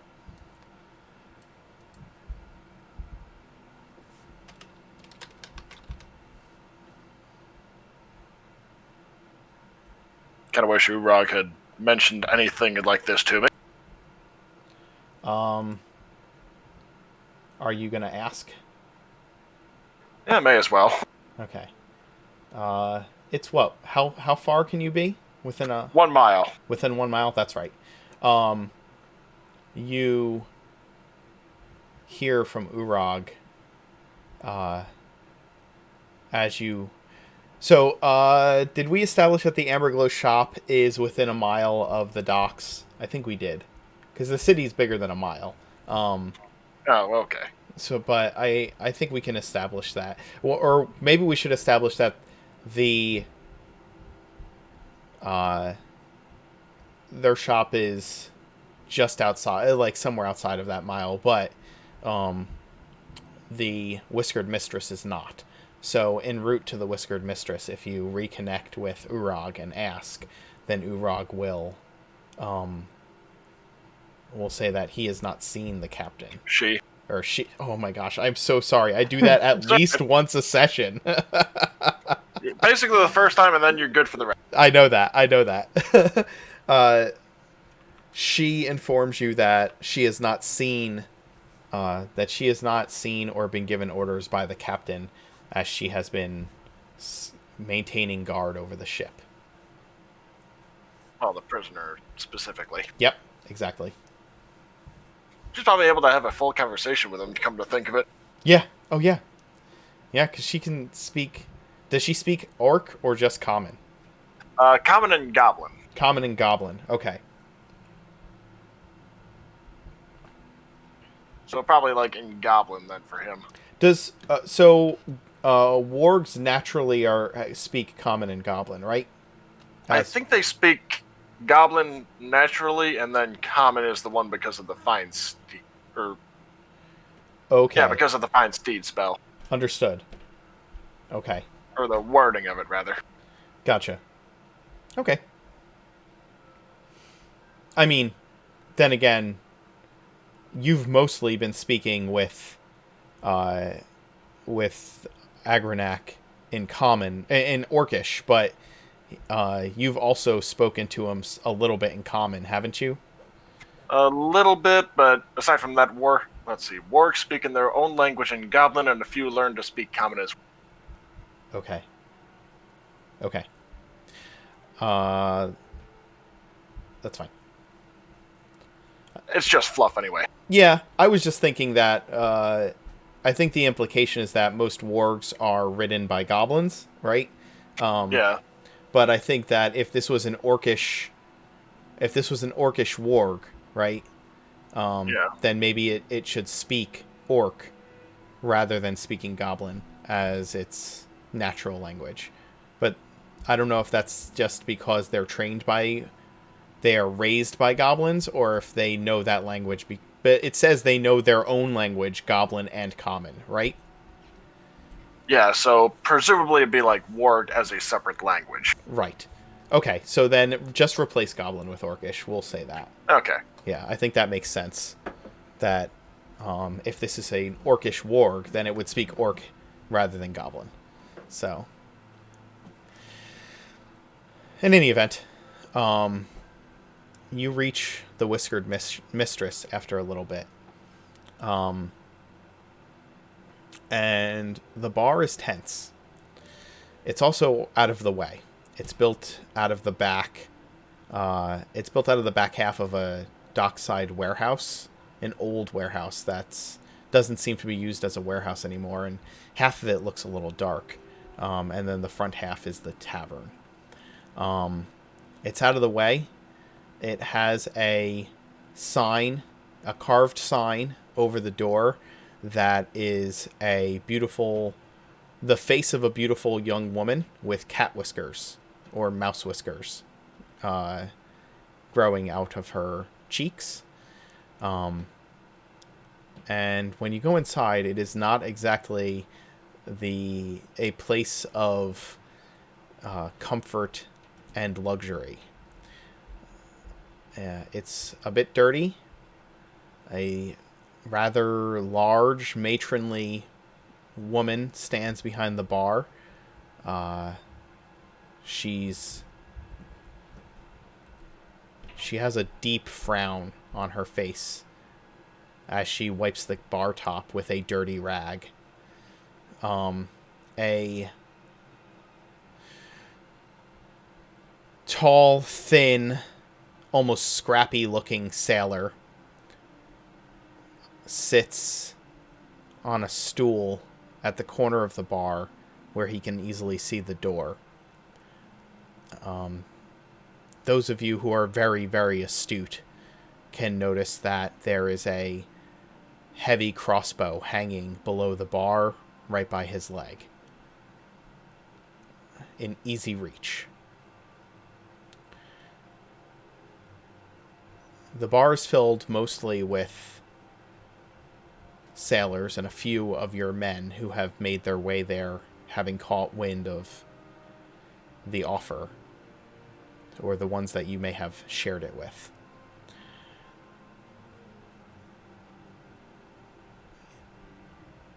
The atmosphere from the barmaids that work there is one of, well, there's some red eyes, like red-rimmed eyes in the room to those with an observant eye. There's an air of unease among them. But those men that are there to drink are drunk. Those women who are there to drink are also drunk. There's some laughter among the patrons. Men who have lived rough lives at sea with thick leathery hands and missing some teeth. The only warmth in the building comes from a iron stove, wood burning. And it gives the place that kind of smoky, oaky smell.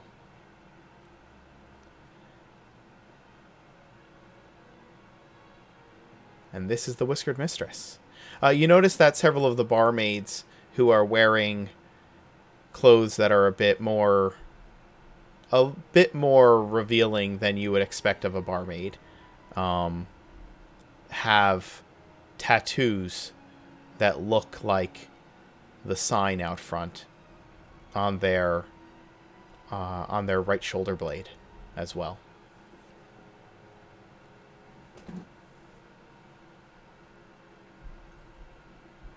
What's the name of the were-rat woman that sent it? I always forget. Scola? Scola. Okay, I knew it started with an S. But yeah, Gaz will just go right up to the bar and just say, there's no need to fret anymore. Scola sent us down to as a mutually beneficial arrangement. Aye, we had word.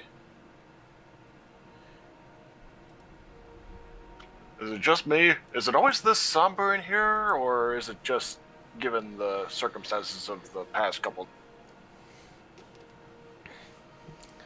Why don't we go with the circumstances? What can I get for you? A tall mug of apple juice and a nice hearty steak if you got.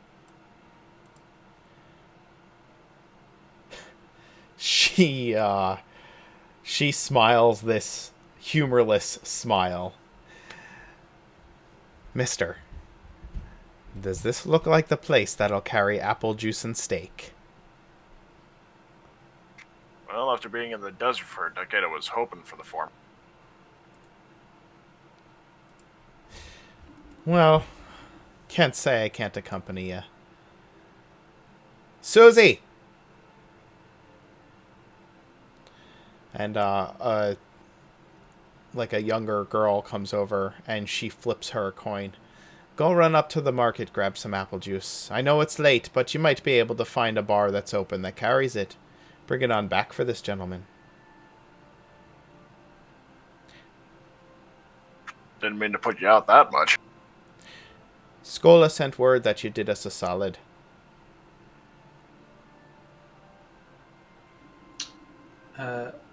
Ma'am, I would like an ale and then just a bowl of whatever you got in the pot and some bread if you have it as well. Same here. I'll go with what they're eating. Okay. She provides 2 mugs of ale. The mugs are clean enough. and a couple of wooden bowls with a fish head stew to each of you. Lukash, as you walked through the door, you felt something like a strand of spider's web kind of like get tangled in your, like, around at your face level. You know what I mean? When you walk through a strand of, and as you pull it off, it is a very, very thin strand of purple thread.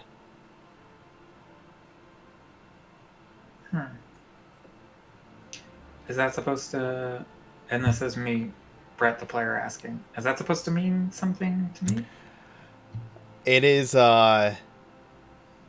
Lukash would recognize it as something that... Like Archie, maybe? Yeah, something that Yeah, Archie okay. uses in his spells very, very frequently. Okay. He'll kind of grin to himself and tuck the piece of string into his pocket. I don't see him around, though, do I? No, you don't see any of your former companions present in the room. Okay. He'll kind of just, he'll tuck the piece of string in his pocket. And, Okay. I don't know. They were here. That's the thought that goes into your mind. Yeah.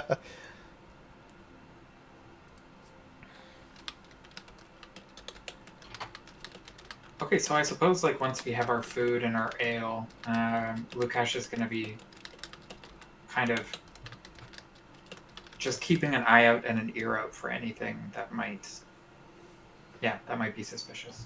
Okay.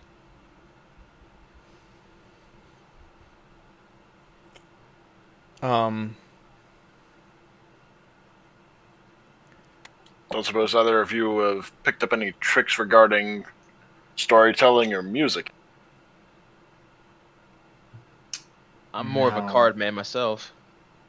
A game of cards, now that's something I can get behind. All right. I'm just trying to figure out a way to kind of lighten their spirits a little. And he's gesturing like around the room, just at the general, not sour mood, but One of the barmaids comes over to you, Broker, as you're pulling your deck of cards out, and she, like, drapes an arm along your shoulders. Now you look like a fine soldier to me. What you doing with them there cards? About to play a game. You any You know good? anybody who's interested? Oh, I'm sure there's always sailors around here who's interested. I don't play cards, but I can get one of them over here if you'd like. Good game. Good game with the people should be pretty good. What are you thinking about doing after you play? We've got some nice rooms in the back. I could show you to them. There is heavy implication in her statement.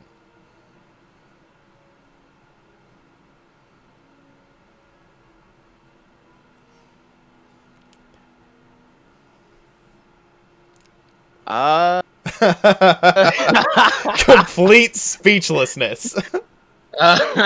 Broker, it's not often I see you caught flat-footed. I'm gonna Yeah, savor well- this for a little bit. It's been 10 years.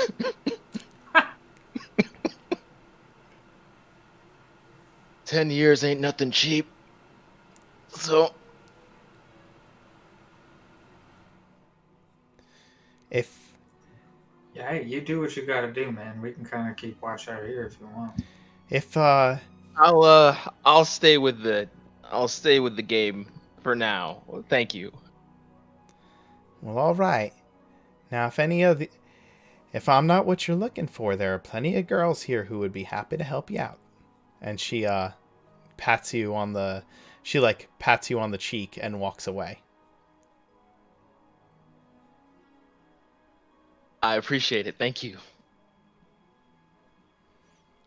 And she does point out, like walk over to a couple of sailors and point them in your direction.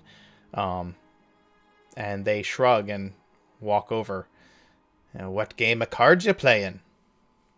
Uh, so for everybody around me, you see a little bit of a blush as he just takes a giant swig. Just slams it on the table. What games you guys want to play?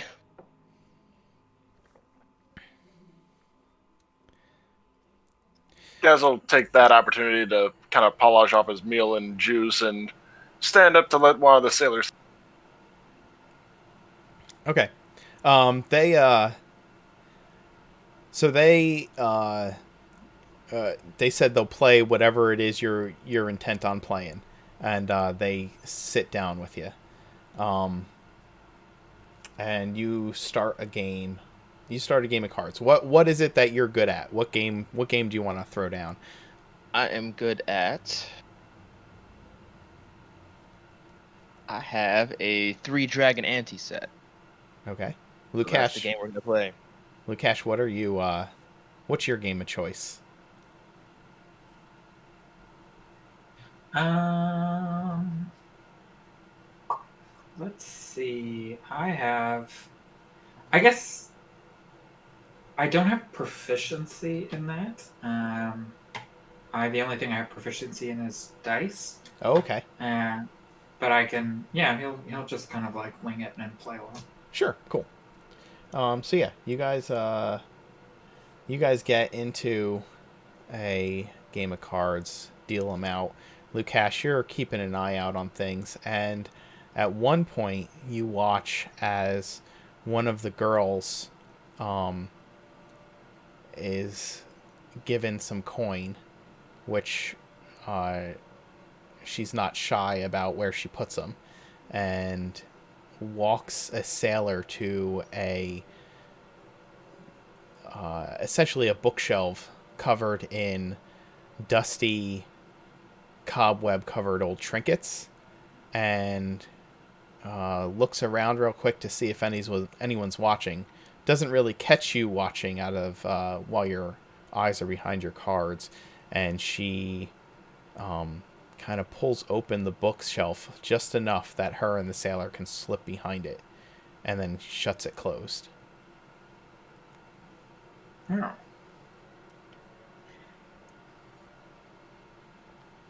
Well, Would that just does that just kind of seem like a sex worker taking somebody back for like a regular thing, or does it seem shady? It does. I just think that it would. It does seem like that type of thing. But Okay. you said you were looking out for anything unusual or any danger. And now you're kind of aware that okay, there's a back room to this place. There's a secret entrance to a back room to this place, and I think that Gotcha. as you're looking around, trying to be aware of any signs of danger, that you would pick up on that. Do you know what I'm saying? Yeah, I got you. So, I file that bit of knowledge away. yeah. You guys play your card games. I guess go ahead and make a couple of charisma rolls for me, and I'll figure out what they mean as I keep going. But in the meantime, you were saying, Gaz, what are you up to in there? Well, incidentally, it could also be sleight of hand rolls depending on how dirty they want to be. Yes, that is also true. But as for Gaz, his background, his father is a bard, so he'd be absolutely ashamed to see a somber bard. So he'd kind of wander over to the soldiers he'd sent on down, see whether either one of them happens to play an instrument or anything like that. Sure. You wander over, and there's a couple of the men that say they have a hand at playing an instrument or two. What'd you have in mind, Captain? Actually, do you have the sword strapped to your belt? Yeah, actually. Okay. They say captain and then look at your waist and kind of stumble over their words, and The captain is fine for tonight. We'll solidify that come morning. It took me off guard, too. they nod. But, well, my father taught me a few songs, although my brother took to it a bit more than I was thinking. A boy named Sue. They nod to you, and they get to it. So the bar begins to fill with a little bit of music, and you notice that the sailors are appreciative, and the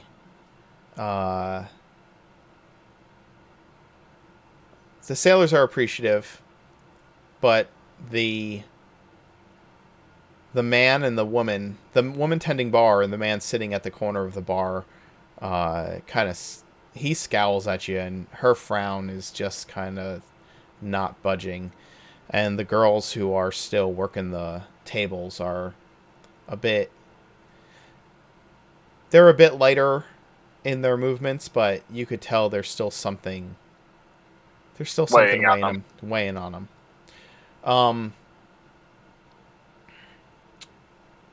At some point,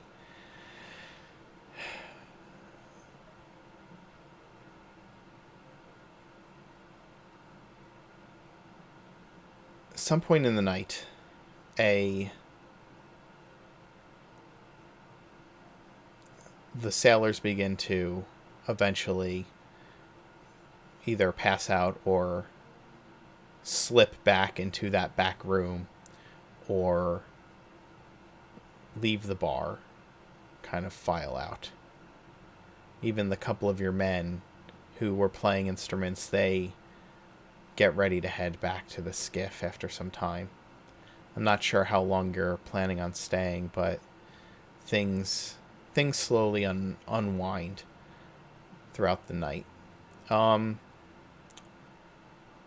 The sailors that you're playing cards with get plenty drunk. So those of you who are playing, like I said, Lukash, give me either a charisma or a sleight of hand roll, depending on whether you're trying to cheat or not, which I doubt you would. And the same with Broker. I got a couple of questions. Are we playing for money? Are you playing for money? Yeah, I can pot a little money in. Yeah, I'm down. All right. How much are you wagering? Just tell me throughout the night. What's the most you would wager throughout the night? It's about 20. Okay. I don't even have that much money, so I would probably go up to about 5 gold and then politely bow out after that. Okay. So I was also hoping I could make an argument to roll insight to see how well I can read other players and what they have, and know when to like bow out and when to like push forward. Absolutely, you can do that. If you succeed at your insight roll, then you will have advantage on your next roll, on the roll to see how you do in the game. I was gonna ask him if I can give him the help action. I don't know if he needs it. Oh. He rolled a 23 on his insight roll. Never mind. We'll say you do give him the help though, because the help action though, because Loophole King nicely gave him disadvantage on his next roll. So you give him the help action, and that just kind of cancels that out. So sorry, who gave me disadvantage? Sarani from our Tuesday night game in the stream. He decided to give you a disadvantage on your next roll, so you can kick him. You can kick him if you see him. You can get him. I didn't realize that was a thing that people could. Yeah, actually people can afford. give people people can spend chat points to give players inspiration and other things, but they can also spend them to kind of balance out the scales if they want to. But yeah, broker kind of negates the disadvantage for you. Can I also use inspiration? Speaking of which, Yeah, you can go right ahead and do that. and so we agreed that's advantage, or You just roll a second die and okay. take the higher of the two, because you already rolled once, right? Yeah. Oh my gosh. Oh, why? Aren't you supposed to be good at this? No. He's good at cheating. You have proficiency I don't with have a very high charisma score either. you have proficiency with a 3-dragon anti-deck, don't you? I do. Okay, so you would also add your proficiency bonus, so your total would be 10, right? And It would be the Yeah. 7. Yeah, it'd be a 10. Okay, that's like proficient, right? yeah, Middle of the road. Yeah, so I'm gonna say that you don't win anything or lose anything. You break even. that's good. That's Yeah, good for me. for your night. And then Lukash, go ahead and roll your roll with advantage. You have advantage too, so go ahead and roll it again, because your insight check definitely gives you advantage on that. That is the exact same roll. Come on. Yeah, charisma is definitely not my. Not your strong suit, right? Yeah. Nope. I'm Well, not somehow happy with my 12 performance. yeah. I would say though that with a 23 insight check, you were able to read your opponents real well. I'll say you come up a couple coin. You know, you don't lose. Maybe you lose a little for a while, but once you get a hang of what everybody's playing and can start reading your opponents a little bit, maybe you come out of it on top with like 3-4 extra gold in your pocket, just jingling around. The evening passes without much event for quite some time, and eventually the sailors get up and leave. And as things get sparse, the only people left in the bar itself are the woman at the bar and the man with the heavy crossbow. It's late. It's very, very late. It's looking at your watch kind of late. Wondering how close it is before the sun comes up kind of late. When a burly man in a burly man with a thick red and burr accent stumbles into the bar. He was here earlier in the night. You can tell by the reactions of the woman and the man. She kind of curses when he stumbles in, and the man whips up the heavy crossbow. The guy has several cuts and bruises over his body and stinks like sewage water. He looks like he's wearing clothes that he grabbed off a clothesline. None of them match, and none of them fit him very well. And he kind of stumbles to the bar and says, "Drink, I need a drink." And the barmaid says, "We're not serving you, and you can get out, or you can get shot." And the gentleman has raised his heavy crossbow at the man. "You heard her. You get out of here, or I'm going to kill you." What seems to be the problem? "I don't know. I come in for drink." He smells heavily of alcohol already. Insight check to make sure this guy's a drunk. Sure. Go ahead and roll that. And Lukash is like eyes locked on this situation, but he hasn't moved yet. Okay. He seems intoxicated, but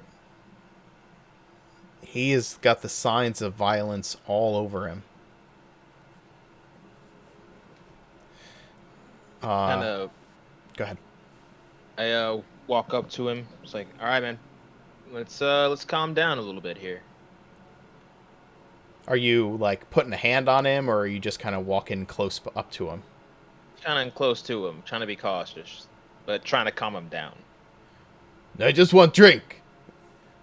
All right. You're. I'm calm. I just want drink. You pulled the that on me. If I can make a suggestion, He needs to leave, and now, says the can guy. you give me an ale real quick? The woman cautiously pours you an ale.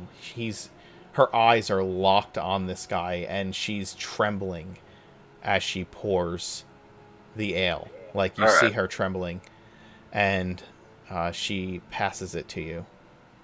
All right, sir, follow me out of the bar. I'll give you this. Sound fair? He stands up, glares at the guy with the crossbow. I'll be back for you. I'm going to eat your heart, like I did the girl. He says drunkenly, not even paying attention to the others of you that are there. Not even really realizing what he's saying. Based on your insight check, you can tell it's a drunken slur. And he turns to follow you out of the bar. Go ahead, you go first. Okay, is he actually following? Because if he is, I'll just kind of motion for Broker to take one set of manacles is on Agranak. I've got the other on me. Okay. Broker, if you can I'd kind of like motion with my free hand, like at my belt. Yeah, I'll grab him. Okay, let me let you know. You tell me what each of you are intending to do, and I will let you know what happens in the course of events based on what everybody's intentions are as this guy turns to follow you out. Because things are going to happen very quickly, right? So you motion towards your... he does turn to follow you out. You motion towards the manacles to Broker, and Broker, what are you doing in response to him motioning towards the manacles? So I'm gonna. Am I able to stealth towards the manacles and grab them without him noticing? You can try and grab the manacles, like, Sleight of hand. yeah, you can kind of try and sleight of hand the manacles. You're right next to him because you said you walked up to him. So like it's not like you can suddenly disappear into the shadows and pop up near the manacles, but you can try and be sly about grabbing the manacles, right? Okay. Yeah. Okay, so that's fine. And then as you go to do that, and Lukash, you said you're just sitting and kind of watching what's happening carefully, or would you start making a move at this point? He like had basically had his eyes locked on him from that kind of like from the corner of his vision, and he is going to kind of act like he's not paying attention at all until Gaz and the drunk guy have walked past him towards the door, and then he's just gonna, as quietly as possible, get up and he'll follow them. That's all. Okay, so that's everybody's intended actions. Here's what happens. He turns to walk out after saying that. Okay? He turns to follow you out after slurring that at the man at the bar who's holding the heavy crossbow. You motion to Broker. Broker, you get ready to take the manacles, and Lukash, you are just quietly not paying attention or pretending to not pay attention and waiting for them to walk by. And as soon as this guy turns around, the dude with the heavy crossbow shoots him in the back. What the fuck? Of course. The drunk guy like spasms at the shot, and his angry, painful noise quickly goes from the sound of pain from being shot in the back to an animalistic growl, and he begins to change in front of you. Yeah. Can I do hold person? Yes, you may do hold person. Why don't we roll initiative? We need our tokens on. Oh, okay. Yeah, they're there. We'll probably just theater of the mind this real quick so that I don't have to go searching for a bar. But go ahead and roll your initiatives. And I Natural one. Fantastic. I think I rolled a natural one on the initiative last time, too. Yeah, it's bullcrap, right? Sometimes the RNG on this really, really hates people. Yeah. Okay. You want to know what? I'm going to use my inspiration. Why not? Go for it. Didn't you already use it? Nope. No? Oh, I was confusing you for. That was another natural one. Ow. Are you kidding me? I'm still One trying. in 1 in 400 odds. Oh yeah, Still trying to put my. you've got your token in more towards like the center of the screen. Oh, okay. Hang on. Oh, I got like 3 of these things up here. Yeah, Sparks was pointing that out. Me. Broker, you have like 3 tokens on I screen. know. What are you doing? I have no idea at this All point. right, so you have this token right in the middle, right here, right? You can always click on that. That will always be available. Okay. So just let's see. Let me see. Did you roll already? No, I'm trying to do it from roll 20, but it's not letting me. So let me. Just Gotcha. Roll it. Yeah, I was conflating Brooke with loot cash. Roll the point here. So 8 plus 3, that's 11.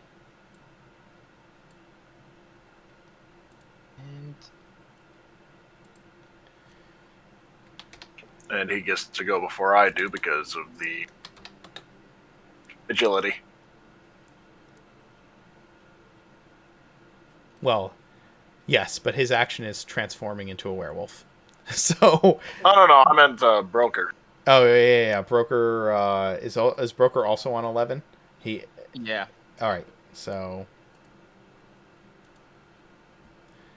All right. 11. Lots of 11s. Okay. I'm going to transition our music to something a bit more fitting. And then...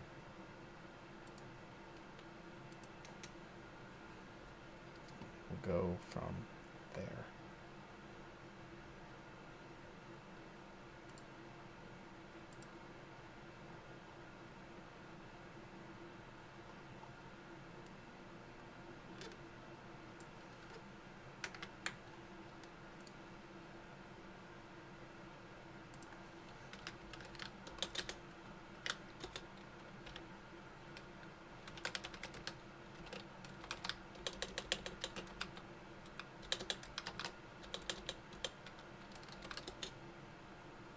All right.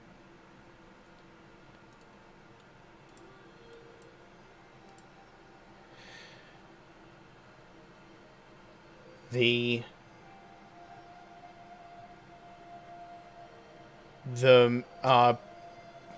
broker, what are you doing as this man begins to kind of suddenly transform? So first as a free action, I'm gonna turn to Gaz, and I'm just gonna say, is this kill or capture? Capture. If possible. Okay. While he's transforming, am I able to do non-lethal damage with my short sword? You're going to attempt to do non-lethal damage with your short sword. Understood. Yeah.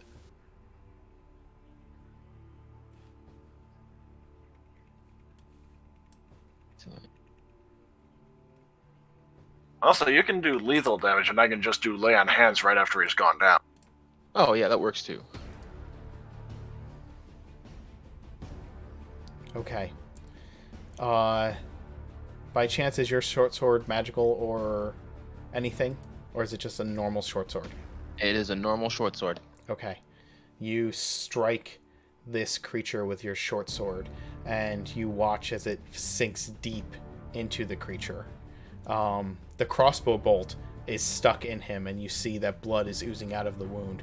And again, you strike deep into this creature. His clothing is tearing open as you do. And as soon as you pull the blade back out, you watch the wound just completely heal over.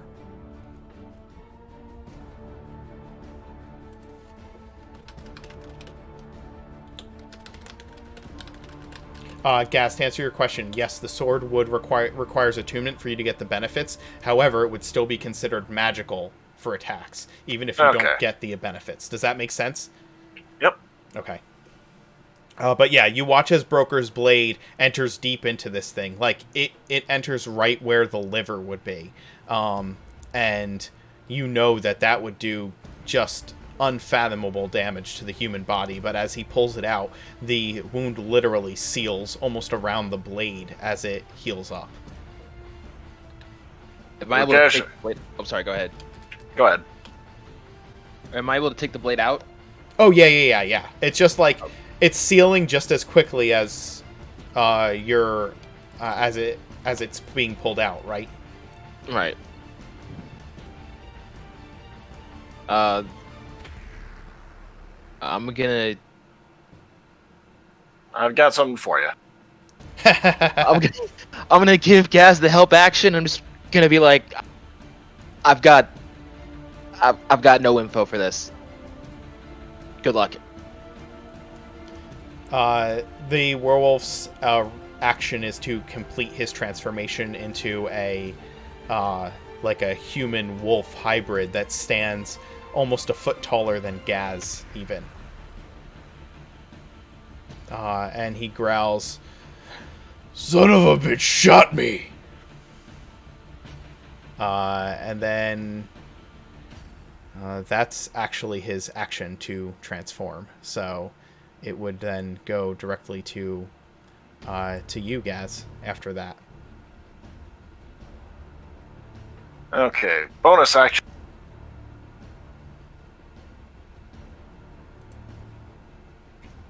On Broker's short sword. Bonus action, you are casting magic weapon on Broker's short sword. Absolutely. Broker, your short sword now gives you a +1 bonus to attack and damage rolls and is considered magical. Sweet.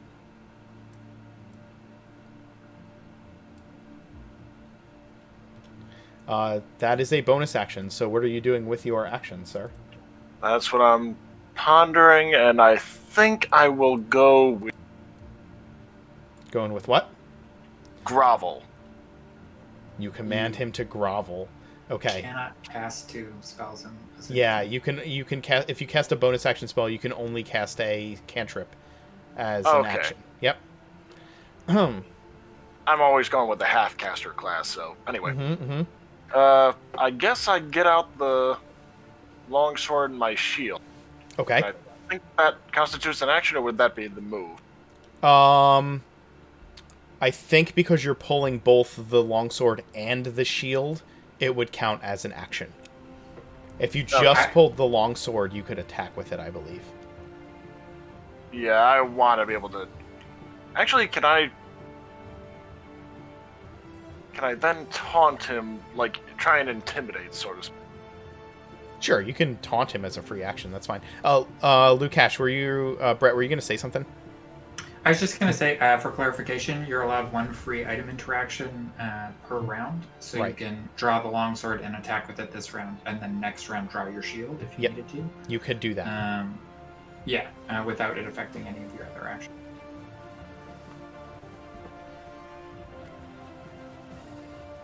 I'm still going to draw both. Because You- my idea is more get his focus on me. Oh, Okay. and actually, I will stand Fair between enough. him and the guy with the crossbow. Okay, you step between him and the guy with the crossbow. Okay, that's fine. You can do that. And what are you And he saying? also,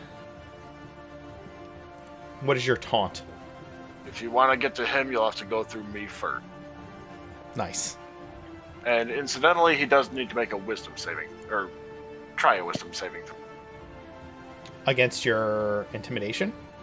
No, the command.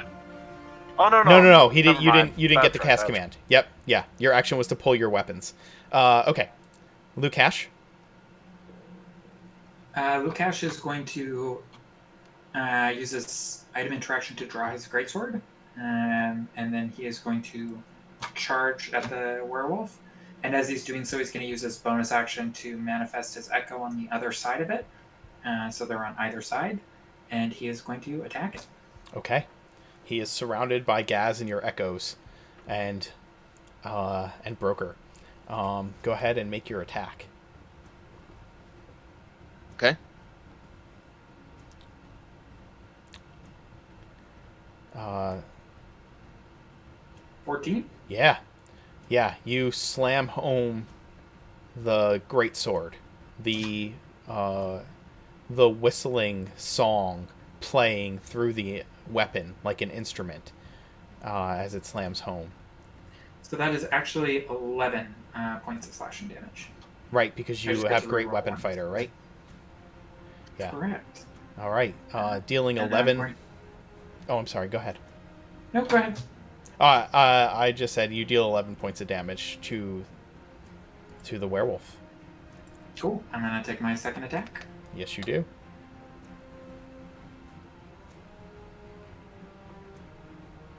You still get to reroll ones. Yeah, man, and that's the exact same rolls both Yeah. times. Yeah, in a that row. is odd. Like, Yeah. even What is even going the attack on? and the I feel like my system is like stuck in a loop. Yeah, Hey, at because least it got you hits, so. you rolled two. Yeah. You rolled 2 ones on your initiative in a row. And another And then- two. Yeah, and another 2 for the d6. I'm gonna close roll 20 and just hop back in real quick. Yeah, but that's another absolutely 11 fine. session. Yeah, go right ahead. You do that. And then I'm going to use my I closed roll 20 now. I don't know what it's called, but the thing that allows me to have my echo use an attack after my attack action. Okay. That's fine. So you'll when you hop back in, make the final attack. And I was actually going to action search as well. Holy crap! All right. Yeah. As soon as you hop back in, I am back in now. yep. So Make open your sheet. do all the things that you were gonna do. The echo attack, is that a bonus action? No, it's just you're allowed to use Unleash Incarnation. I'll put the thing up in the.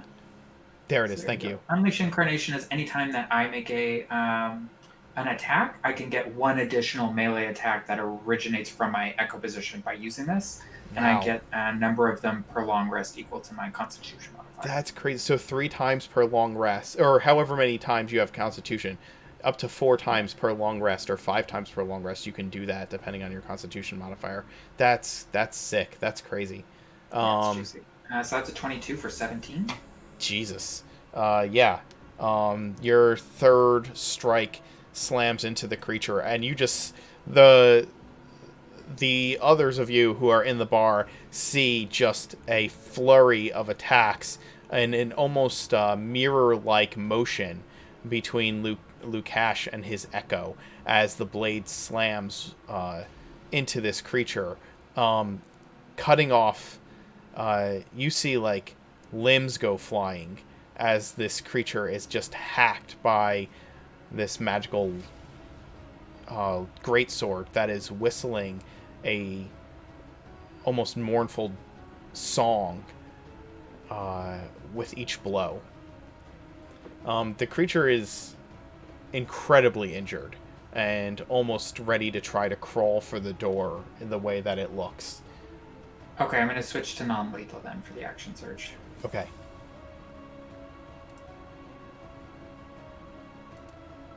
That is a natural 20, so that's Yes. 28 slashing damage. You do 28 non-lethal damage with Swan Song, and the creature with the last blow falls forward into unconsciousness, its body shrinking down and returning to normal form. As you do this, Broker, you can see that the guy with the heavy crossbow is like rapidly trying to load another bolt into his weapon, like fumbling with it almost out of haste, and like is shaking with both anger and fear at the same time as he does so. I kind of get between him, like, well, it's all right. It's all right. We'll take him out. You can put it down. No, he's not dead. He's not dead. He's not dead yet. He's not. Yeah. We know. We know. We know. Mind if I We'll get the handle it. medicals back? Did I even get the manacle? No, I didn't get the manacle. If you this guy is still, he loads the crossbow bolt as you say that, and are you standing between him and the werewolf? Yeah. Okay. Gaz's as well, incidentally. He gets the bolt loaded and pulls it up. Get out of my way. I'm gonna kill him. I'm gonna kill him. He killed one of our girls. And he'll pay for that. But let the city watch dole out the punishment. City Watch can't handle that. You want to toss me Lukash? the manacles, boys? What's that, Lukash? You want to toss me the manacles while you take care of this guy? Yep, go ahead. And actually, maybe you can reassure him better than we can. Put that crossbow down. Dumbass. Lukash will go to kind of manacling the dude. The guy looks to what Lukash did to this creature in such a rapid succession of blows, looks at Gaz with his with the blade of the Legion in one hand and his shield in the other, and looks to Broker, who is just like, whoa, trying to get this guy to calm down, and he slowly lowers the crossbow. He killed one of our girls. If he tries something again, we'll handle it. Or more accurately, Lukash probably will. But we'll keep you safe while he does. Lukash gives a thumbs up over his head while he's manacling the guy. You get the manacles on this guy quick. He's out cold.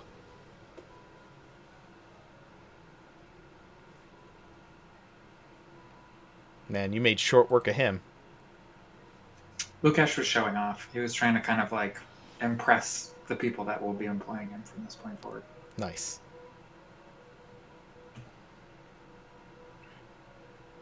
Very, very nice. So, Lukash, should we be contacting your former group, or should we be contacting City Watch about them? Why don't we send someone for City Watch and I'll go and let the appropriate people know that whatever it is this is fallen into our lap. Makes sense. Sure, Gaz and I could watch him while you do that. Cool. Just be forewarned. I know you probably figured this out throughout the course of the fight. That was quick thinking, by the way, guys. Regular weapons won't do much. Yeah. So we noticed.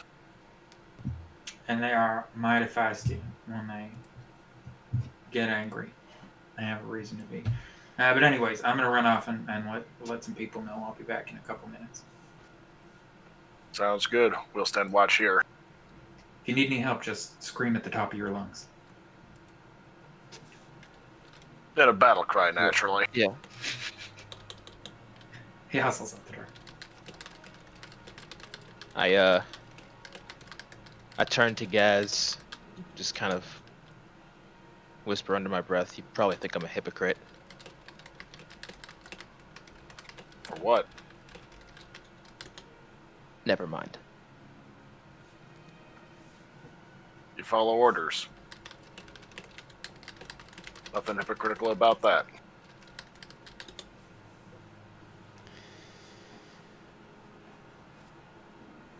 All right, let's. I'm gonna make sure this guy's manacles are on good. Okay. Yeah, Hogtied. absolutely. He's well manacled, and you kind of drag him out.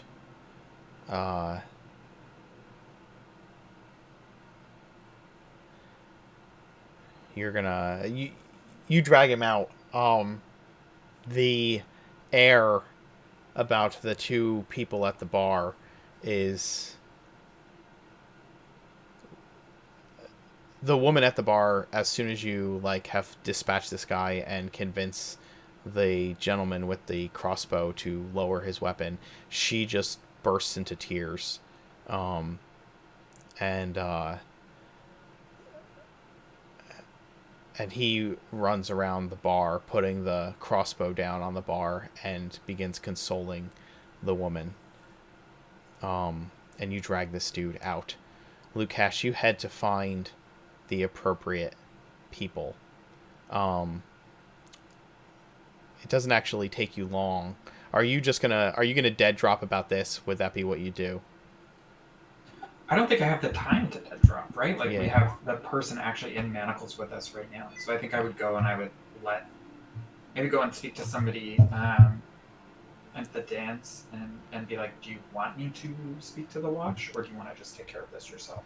Right, and right. then do whatever it is that they said from there. Okay. You know that there are that members of the dance that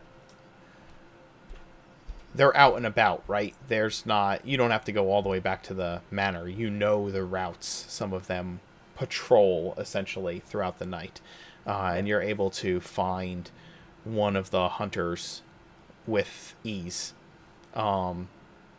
and he steps out with you and greets you, and he just kind of gives you the "we'll take care of it" kind of nod. And in the meantime, Gaz, you and Broker are kind of looking. Are you guys looking around for the watch? Well, anyone that's coming to claim the guy. Okay. I'm gonna investigate this, see if he has anything on him.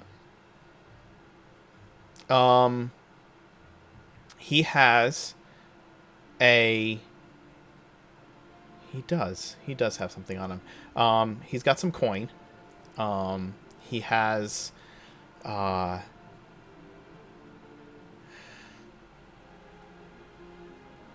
see. What would he have?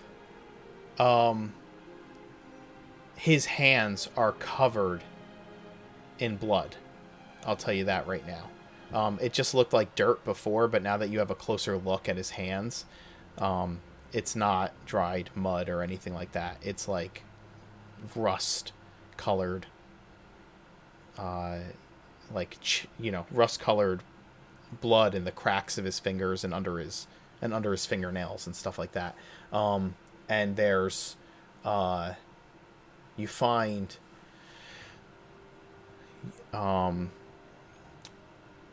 find kind of stuck in his matted, nasty smelling hair like a couple of bits of purple cloth in his hair. On his person there's a handful of flyers in like a pocket of the jacket he's wearing over this bunch of mismatched clothing that looks like he just threw on, and they are advertisements for the jewelers that was next door to that cheese shop that you were at earlier that night. And in the other pocket, or on one of these pamphlets, kind of folded over, in that same pocket, there's writing on it.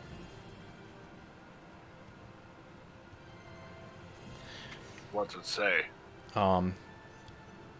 It says, "Take one of the girls, cause as much trouble as you can."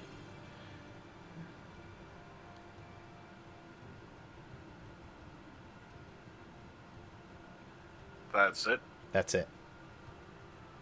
No name, nothing else. Just that written. And presumably the flyer is pretty widely available. Yeah. And he's got a bunch of them in his pocket. There's just one that's folded over and written on the back.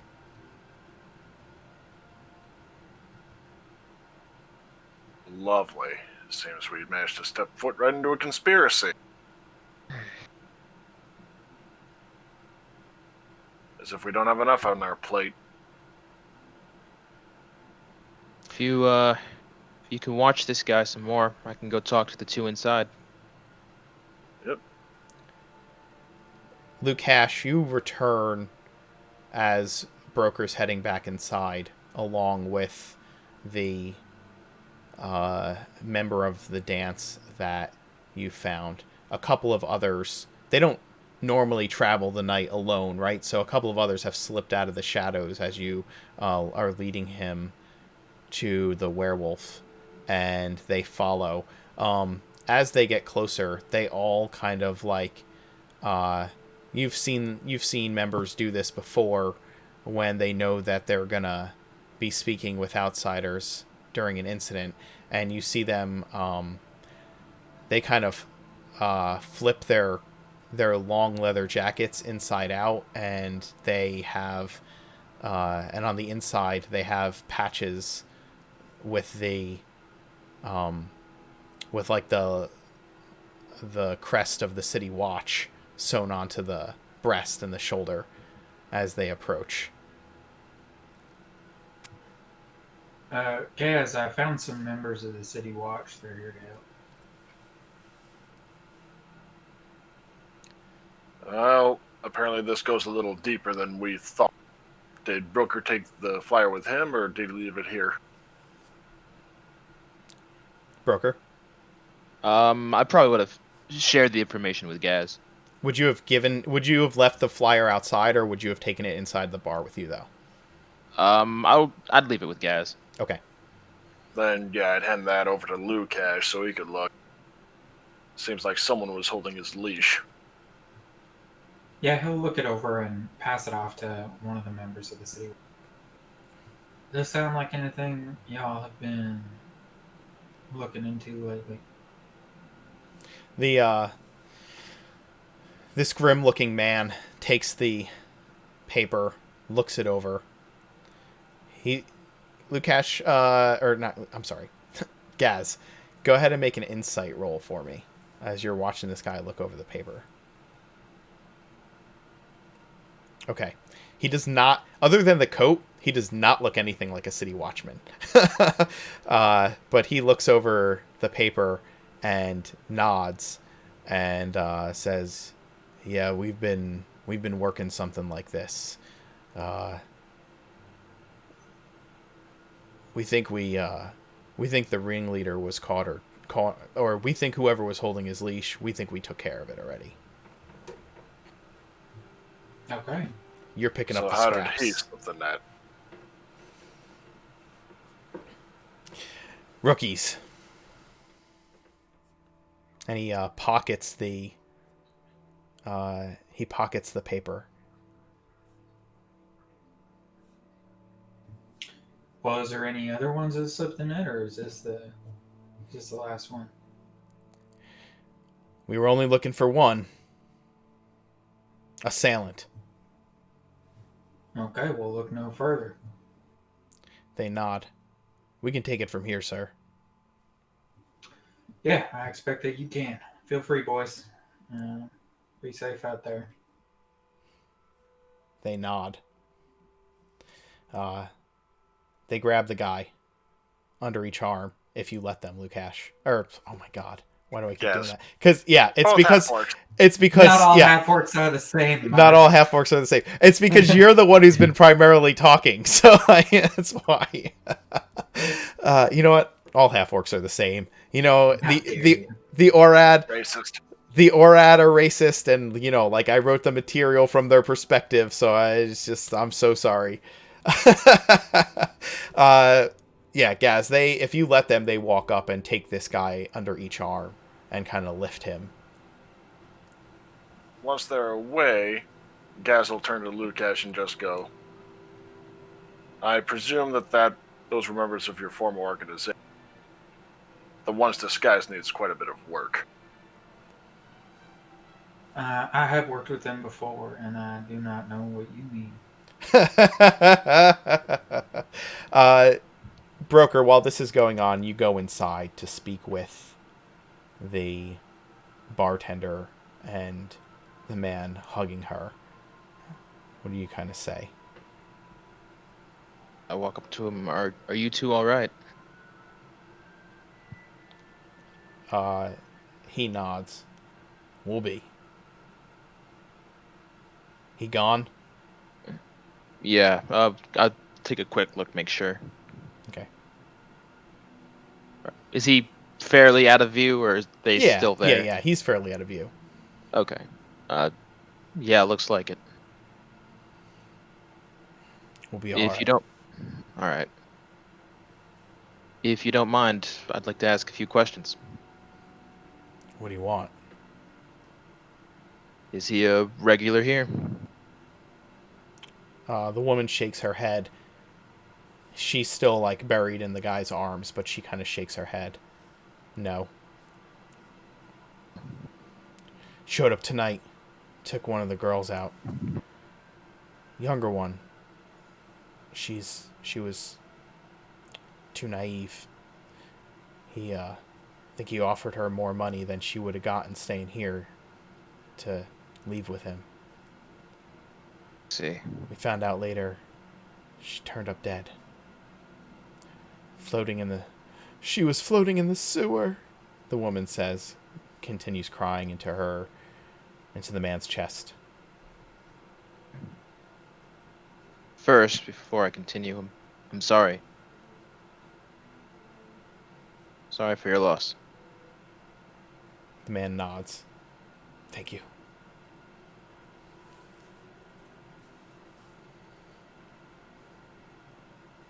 How long was the? I'm sorry. Go ahead. No. He says you said you had questions. Are there more? Yeah. If he's not, do you know which way they went? They left the bar. Didn't watch him.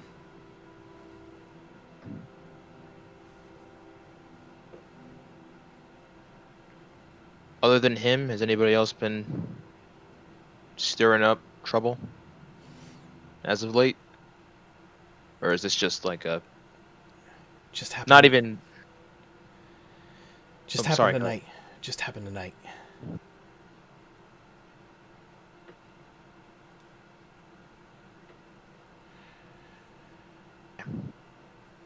Full moon All right. brings out some crazies, See. and it's been the full moon the past couple nights. Right. Is there anything else we can help with? Need any help cleaning this place up, or you guys think you'll be able to manage? We'll be fine. Thank you. Okay. If you need anything, just let one of us know. Who are you? Okay. My name's Broker. I'm with the Phoenix Legion. The man nods. Thank you. Of course. Like I said, if you have any other questions, just feel free to talk to us, or He's just nodding, and she Alright. she's like inconsolable. Okay. Okay. And then I'll just walk back.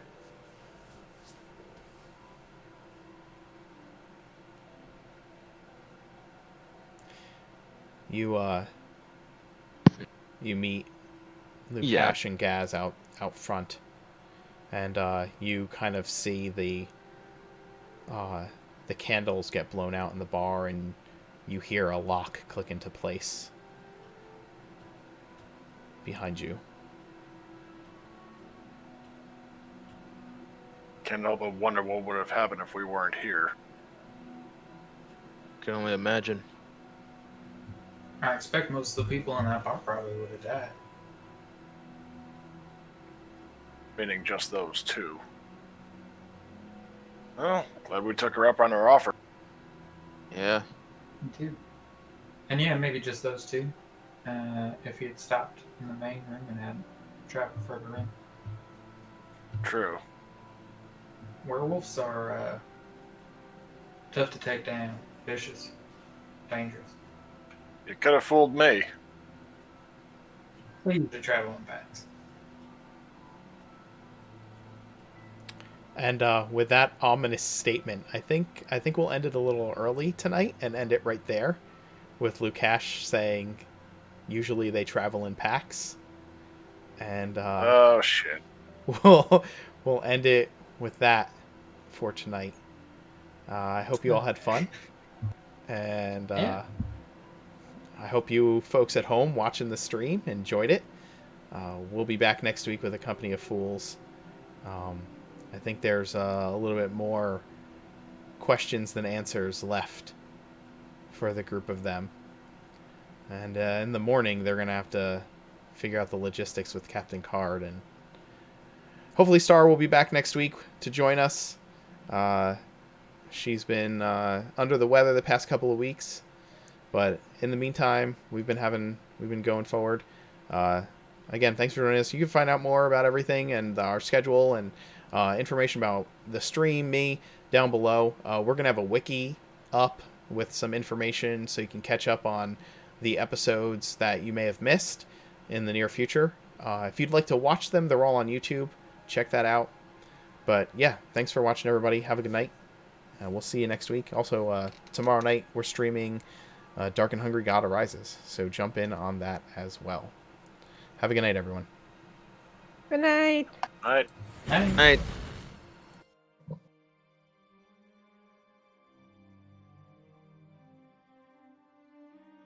Oh my god. He was showing off. He wanted to show off his skill.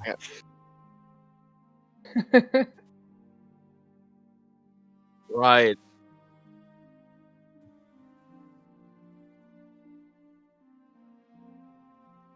Sorry. Well, more than one round.